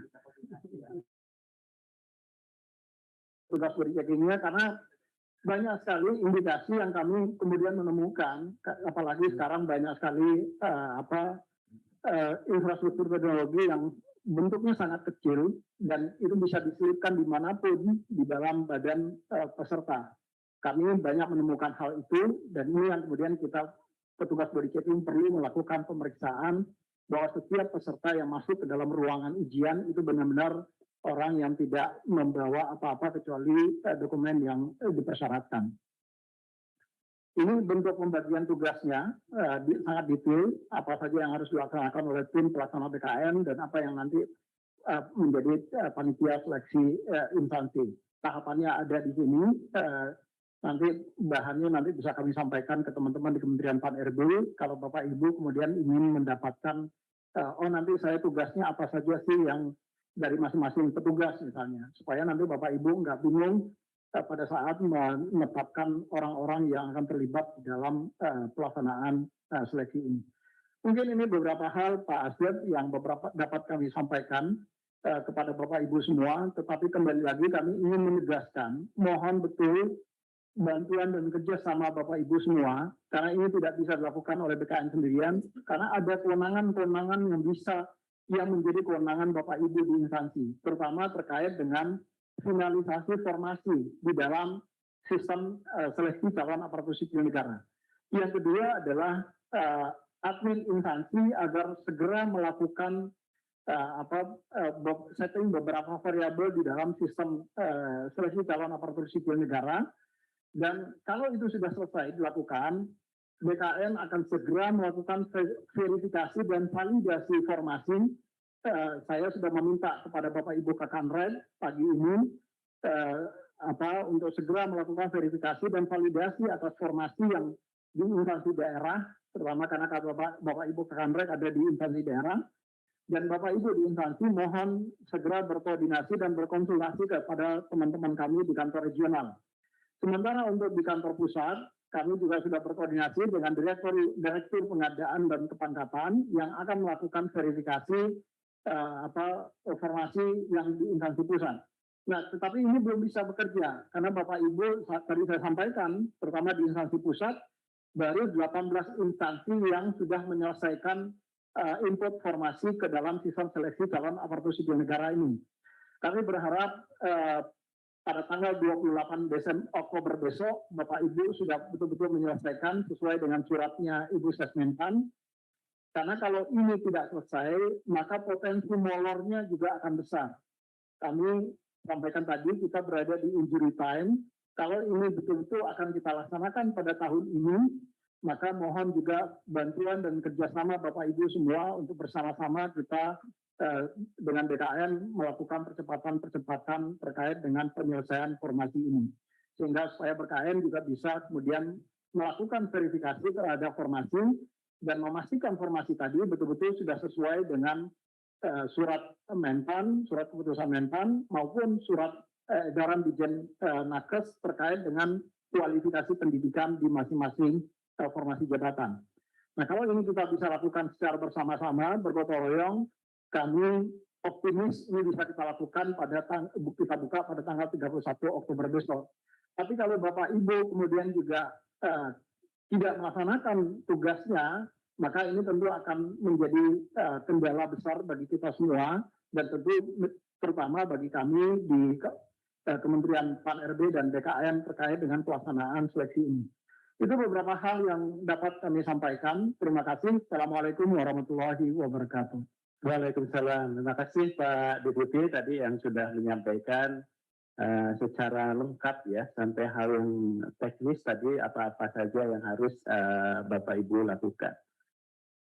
Bapak Ibu sekalian yang harus Bapak Ibu lakukan khususnya di tataran implementasi, karena ini di luar kewenangan BKN dan Kemenpan ya Pak, kurang lebih gitu ya Pak Deputi ya. Jadi artinya penyelenggaraan ini bisa terlaksana. Tadi salah satunya hal yang cukup strategis adalah peran Bapak Ibu para pengelola kepegawaian tadi untuk menginput formasi ke dalam SSC-ASN-nya BKN. Nah ini penting, kita punya waktu sehari, saya yakin teman-teman ini bisa lah melakukan itu ya, karena ini sebetulnya waktunya cukup panjang. Nah barangkali nih Pak Deputi, ini pertanyaannya, kalau misalnya sampai 28 lewat, mungkin dari 50 sekian instansi misalnya, itu baru ada separohnya gitu ya, kira-kira gimana nih Pak Deputi nanti? Iya, ini yang mungkin nanti kami tentu akan kembalikan ke Panselnas, apakah kita masih akan tetap go ahead dengan pelaksanaan seleksi di 2022 ini, atau kemudian pendaftarannya tetap kita buka, verifikasi administrasinya tetap kita laksanakan, tapi kemudian seleksi ujiannya kita laksanakan di tahun depan.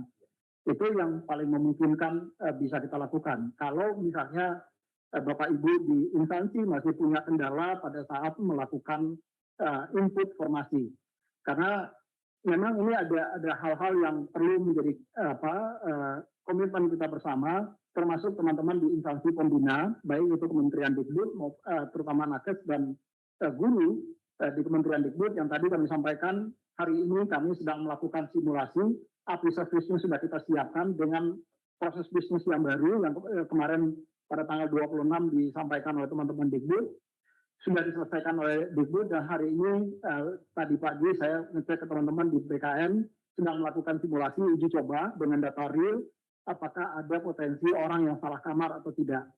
Karena ini harus dipastikan betul supaya hal-hal yang pernah terjadi di tahun 2021 kemarin, yang orang dia sebetulnya honor di SDA misalnya,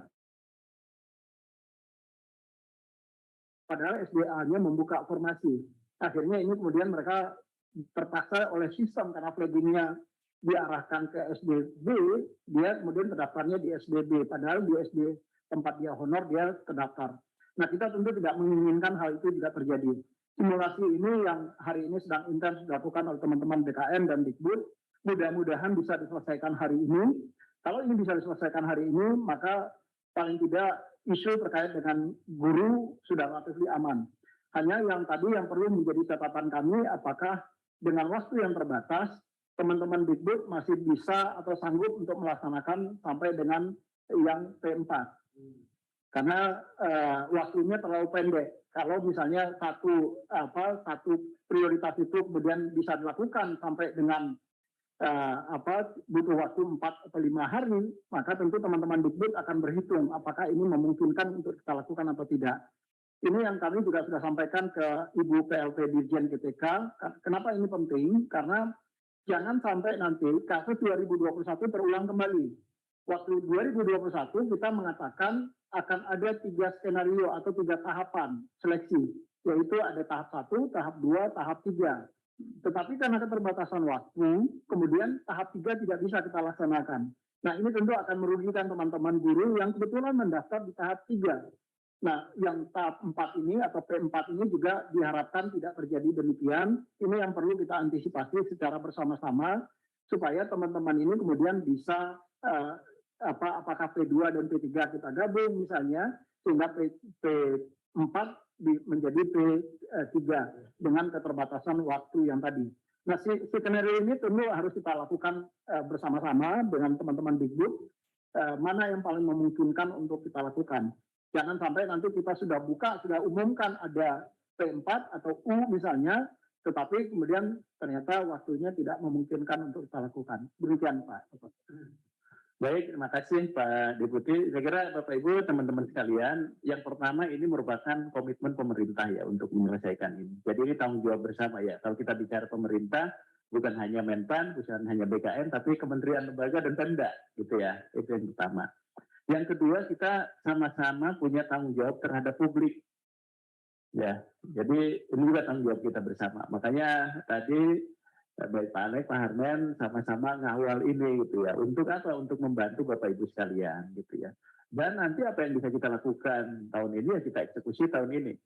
Itu yang paling penting ya Pak ya. Itu yang paling penting. Tapi tadi butuh dukungan juga dari Bapak Ibu sekalian nih semuanya. Termasuk tadi input data untuk ke KASN-nya. Ya, sehingga nanti betul-betul ketika itu sudah diinput, jangan sampai nanti orang salah kamar dan sebagainya gitu ya. Karena kalau salah kamar itu di mana-mana bahaya gitu ya. Gitu ya Pak ya, gitu ya. Gitu ya. Kalau kita satu rumah mertua aja salah kamar mertua aja bahaya kan gitu ya Pak ya, walaupun itu fungsi pengabdian gitu ya. Jadi artinya ini penting nih Bapak Ibu sekalian karena kalau di pengadaan itu memiliki sensitivitas yang tinggi gitu ya. Jadi kami dengan BKN kadang-kadang juga menghadapi teman-teman tuh yang sebetulnya orang yang belum tentu benar aja bisa gugat kita gitu, apalagi yang mereka merasa dirugikan. Nah, poin-poin itu barangkali baik di guru, tenaga kesehatan dan sebagainya itu penting. Nah, komitmen kita tetap di tahun ini gitu ya, tapi tadi kalau ada persoalan kita bicara seleksi administrasinya tahun ini tetap teman-teman itu punya kesempatan yang sama untuk seleksi kompetensinya. Nah, itu yang paling penting ya Pak Deputi ya. Saya kira tadi teman-teman yang disampaikan Pak Deputi tadi, setelah ini maka apabila ada kendala tadi kalau di pusat ke tempatnya Pak Deputi gitu ya, untuk konsultasi dan sebagainya tindak lanjut teknisnya. Kemudian untuk teman-teman di daerah itu bisa konsultasi ke kantor-kantor regional BKN yang tersebar ya di seluruh Indonesia. Jadi saya kira teman-teman yang biasanya sudah punya. Jadi sekarang sudah tanggal 27, tapi kita masih ada waktu. Tanggal 28-nya sampai pukul berapa nih Pak? Di suratnya Bu Ses itu tanggal 5 ya. Kita nggak nyebutin jam sih ya. Ya kalau maksud saya implementasi di BKN-nya Pak. Ya, kami pada prinsipnya tentu akan mengikuti apa yang sudah ditetapkan oleh Pak Menteri. Kalau teman-teman di Kementerian Pan-RB. Tapi saya lupa di suratnya Bu Ses nggak disebutkan itu sih Pak. Nah kalau tidak disebutkan ya nggak menyebutkan tanggal jam. Iya, kalau tidak disebutkan ya nanti kita akan coba buka sampai tanggal tanggal 31 itu sampai habis. Ya, 12 malam kurang 1 detik lah ya gitu ya. 12 malam kurang 1 detik. Iya itu. Ya. Gitu ya Bapak Ibu sekalian. Jadi saya kira ini sudah jelas. Jadi demikian Bapak Ibu sekalian penyampaian informasi sosialisasi kita di siang ini. Tapi sebelum kami tutup closing statement barangkali dari Pak Deputi Eksekutif Aparatur kepada Pak Ali kami persilakan Pak. Terima kasih Pak Abah, terima kasih Pak Harmen penjelasannya yang sangat detail dan kawan-kawan sekalian sekali lagi rekrutmen adalah salah satu aktivitas penting ya untuk memperkuat ASN kita menuju pencapaian tujuan yang lebih besar. Jadi mudah-mudahan kita nggak lupa tujuannya karena prosesnya ya. Jadi kita bisa memahami mengapa keputusan-keputusan sulit itu diambil oleh pemerintah untuk mengamankan tujuan yang lebih besar.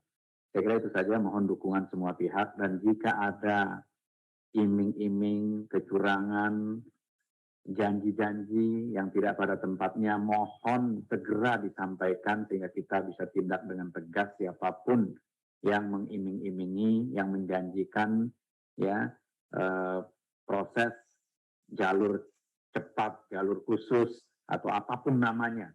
Karena ujian atau seleksi yang dilakukan oleh BKN itu betul-betul mencoba menjaga keadilan dan kesempatan yang sama bagi kawan-kawan yang termasuk ke dalam target rekrutmen kita. Jadi tidak ada itu janji orang yang bisa memberikan kelulusan, yang bisa memastikan formasi, memastikan tempat, kecuali Anda sendiri melakukan kewajiban-kewajiban seperti yang sudah dipersyaratkan dalam proses seleksi ini. Mohon tidak sungkan untuk melaporkan ya kepada kami, kepada BKN, kepada Panselnas melalui span lapor juga silakan disampaikan jika ada oknum yang menjanjikan, jika ada oknum yang mengiming-imingi ya dengan imbalan tertentu dan seterusnya terkait dengan seleksi ASN ini. Mohon dibantu semua pihak agar ini berjalan dengan baik, wajar, ya, tanpa adanya kecurangan-kecurangan lagi, karena tidak mungkin kita bisa mencapai tujuan pembangunan nasional kalau baru mau masuk ASN sudah curang begitu calonnya, ya. Itu saja dari saya. Terima kasih sekali lagi. Assalamualaikum warahmatullahi wabarakatuh. Terima kasih Pak Deputi. Jadi kita kembali bahwa tujuan kita untuk pengadaan tadi Bapak Ibu sekalian, dan kita jangan terjebak ya pada godaan-godaan tadi ya. Barangkali ada yang menjanjikan ya, kalau ketemu gitu bacakan istighfar aja Pak ya, sama Al-Fatihah gitu ya. Jadi sebelum dilaporkan Pak gitu. Jadi artinya memang ini kan potensi-potensi seperti itu pasti adalah tentang bagi teman-teman yang masih awam terhadap proses seleksi ini gitu ya. Selanjutnya kami persilakan Pak Deputi Pak Arne, ada yang sampaikan terakhir. Ya, terima kasih Pak Asep, terima kasih Pak Deputi SDM. Saya hanya ada dua juga yang ingin saya sampaikan. Pertama adalah seleksi untuk pelayanan dasar ini betul-betul pemerintah sangat concern dan ada keberpihakan yang luar biasa besar yang diberikan oleh pemerintah kepada teman-teman yang saat ini sudah menjadi tenaga honorer di apakah itu di sekolah ataupun di fasilitas pelayanan kesehatan. Seleksi ini dilakukan secara tertutup, artinya hanya bagi Bapak Ibu yang sudah terdaftar di dalam database Dapodik, database THK2 yang tentu saja Bapak Ibu adalah status menjadi guru honor selama ini. Begitu juga dengan tenaga kesehatan yang status Bapak Ibu juga sudah tercatat sebagai tenaga kesehatan, layanan kesehatan di fasilitas layanan kesehatan pemerintah. Keberpihakan ini tidak saja dalam bentuk sistem seleksi yang tertutup, tetapi juga tadi disampaikan oleh Pak Deputi SDM, ada afirmasi-afirmasi yang diberikan kepada Bapak Ibu berdasarkan lamanya pengabdian yang Bapak Ibu jalani selama ini. Misalnya kalau Bapak Ibu sudah mengabdi 3 tahun dengan orang yang sudah mengabdi 5 tahun, tentu penghargaan kepada yang mengabdi di atas 5 tahun tentu akan menjadi lebih besar dibandingkan yang 3 tahun. Pemerintah menghargai itu. Yang kedua, ada juga afirmasi kalau Bapak Ibu kemudian mengamar pada wilayah-wilayah 3T untuk misalnya untuk di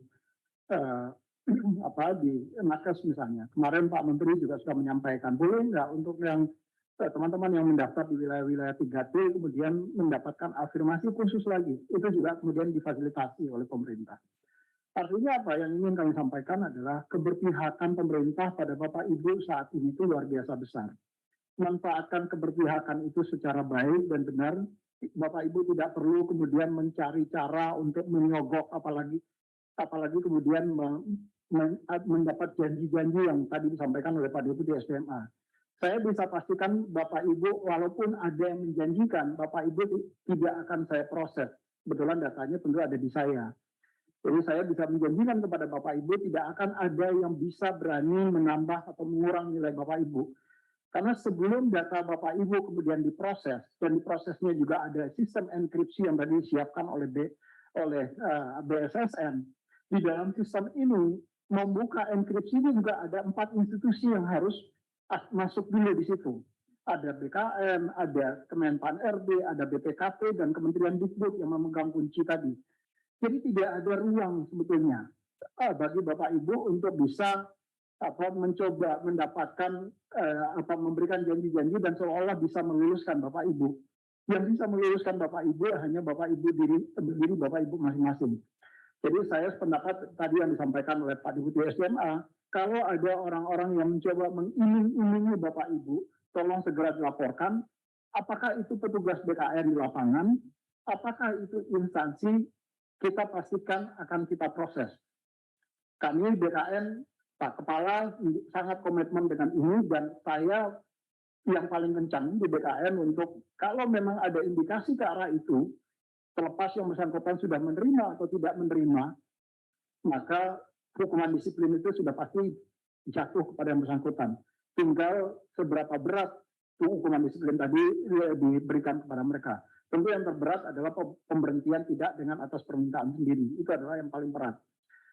Dan itu tentu kalau pemberhentian dengan tidak hormat tentu nanti setelah inkrah di sidang pengadilan. Tetapi supaya proses di sidang pengadilannya nggak lama, menunggu terlalu lama, ya kami kemudian akan menetapkan pemberhentian tidak atas permintaan sendiri.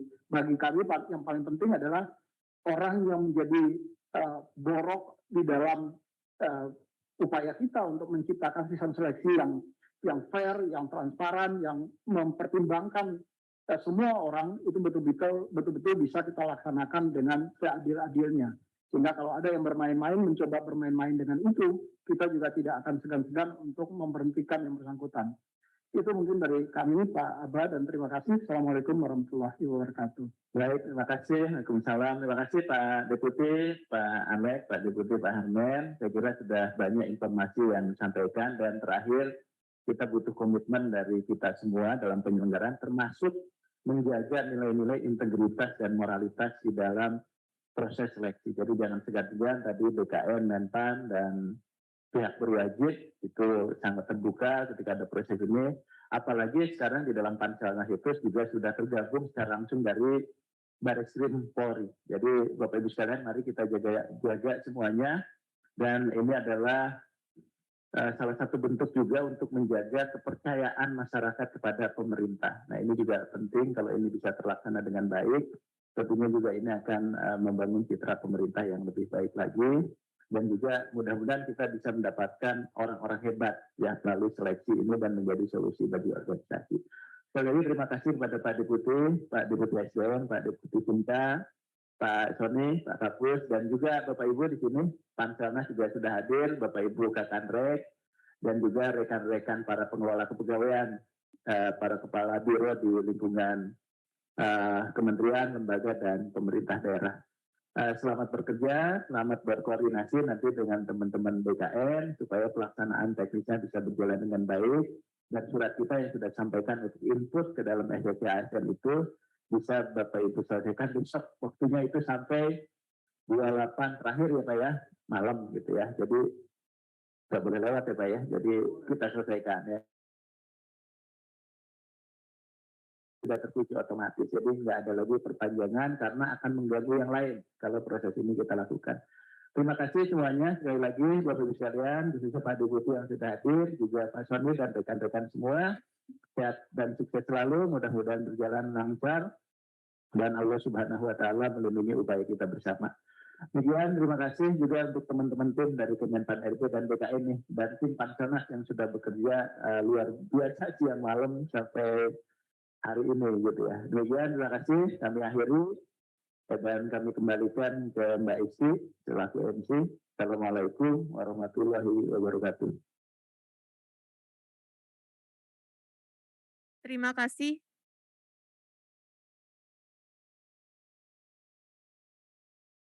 Terima kasih kepada Bapak Abbas Subagja serta para narasumber. Bapak Ibu yang kami hormati, selesailah acara sosialisasi kebijakan dan pelaksanaan pengadaan T3K tahun anggaran 2022. Menutup acara hari ini, kami selaku penyelenggara acara menyampaikan terima kasih atas kehadiran dan partisipasi Bapak Ibu sekalian. Jika sekiranya ada penyampaian ataupun hal-hal yang kurang berkenan selama jalannya acara ini, kami selaku pembawa acara menyampaikan permohonan maaf yang sebesar-besarnya.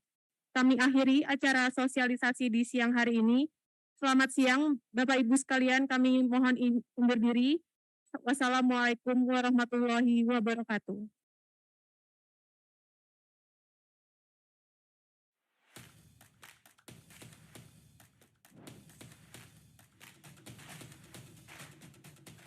Untuk menggerakkan percepatan transformasi SDM aparatur, Presiden sudah menetapkan core values ASN, yakni berakhlak, yang merupakan akronim dari berorientasi pelayanan. Kami berkomitmen memberikan pelayanan prima demi kepuasan masyarakat. Panduan perilakunya adalah 1. Memahami dan memenuhi kebutuhan masyarakat. 2. Ramah, cekatan, solutif, dan dapat diandalkan. 3. Melakukan perbaikan tiada henti. Akuntabel. Kami bertanggung jawab atas kepercayaan yang diberikan. Panduan perilakunya adalah 1. Melaksanakan tugas dengan jujur, bertanggung jawab, cermat, disiplin, dan berintegritas tinggi. 2. Menggunakan kekayaan dan barang milik negara secara bertanggung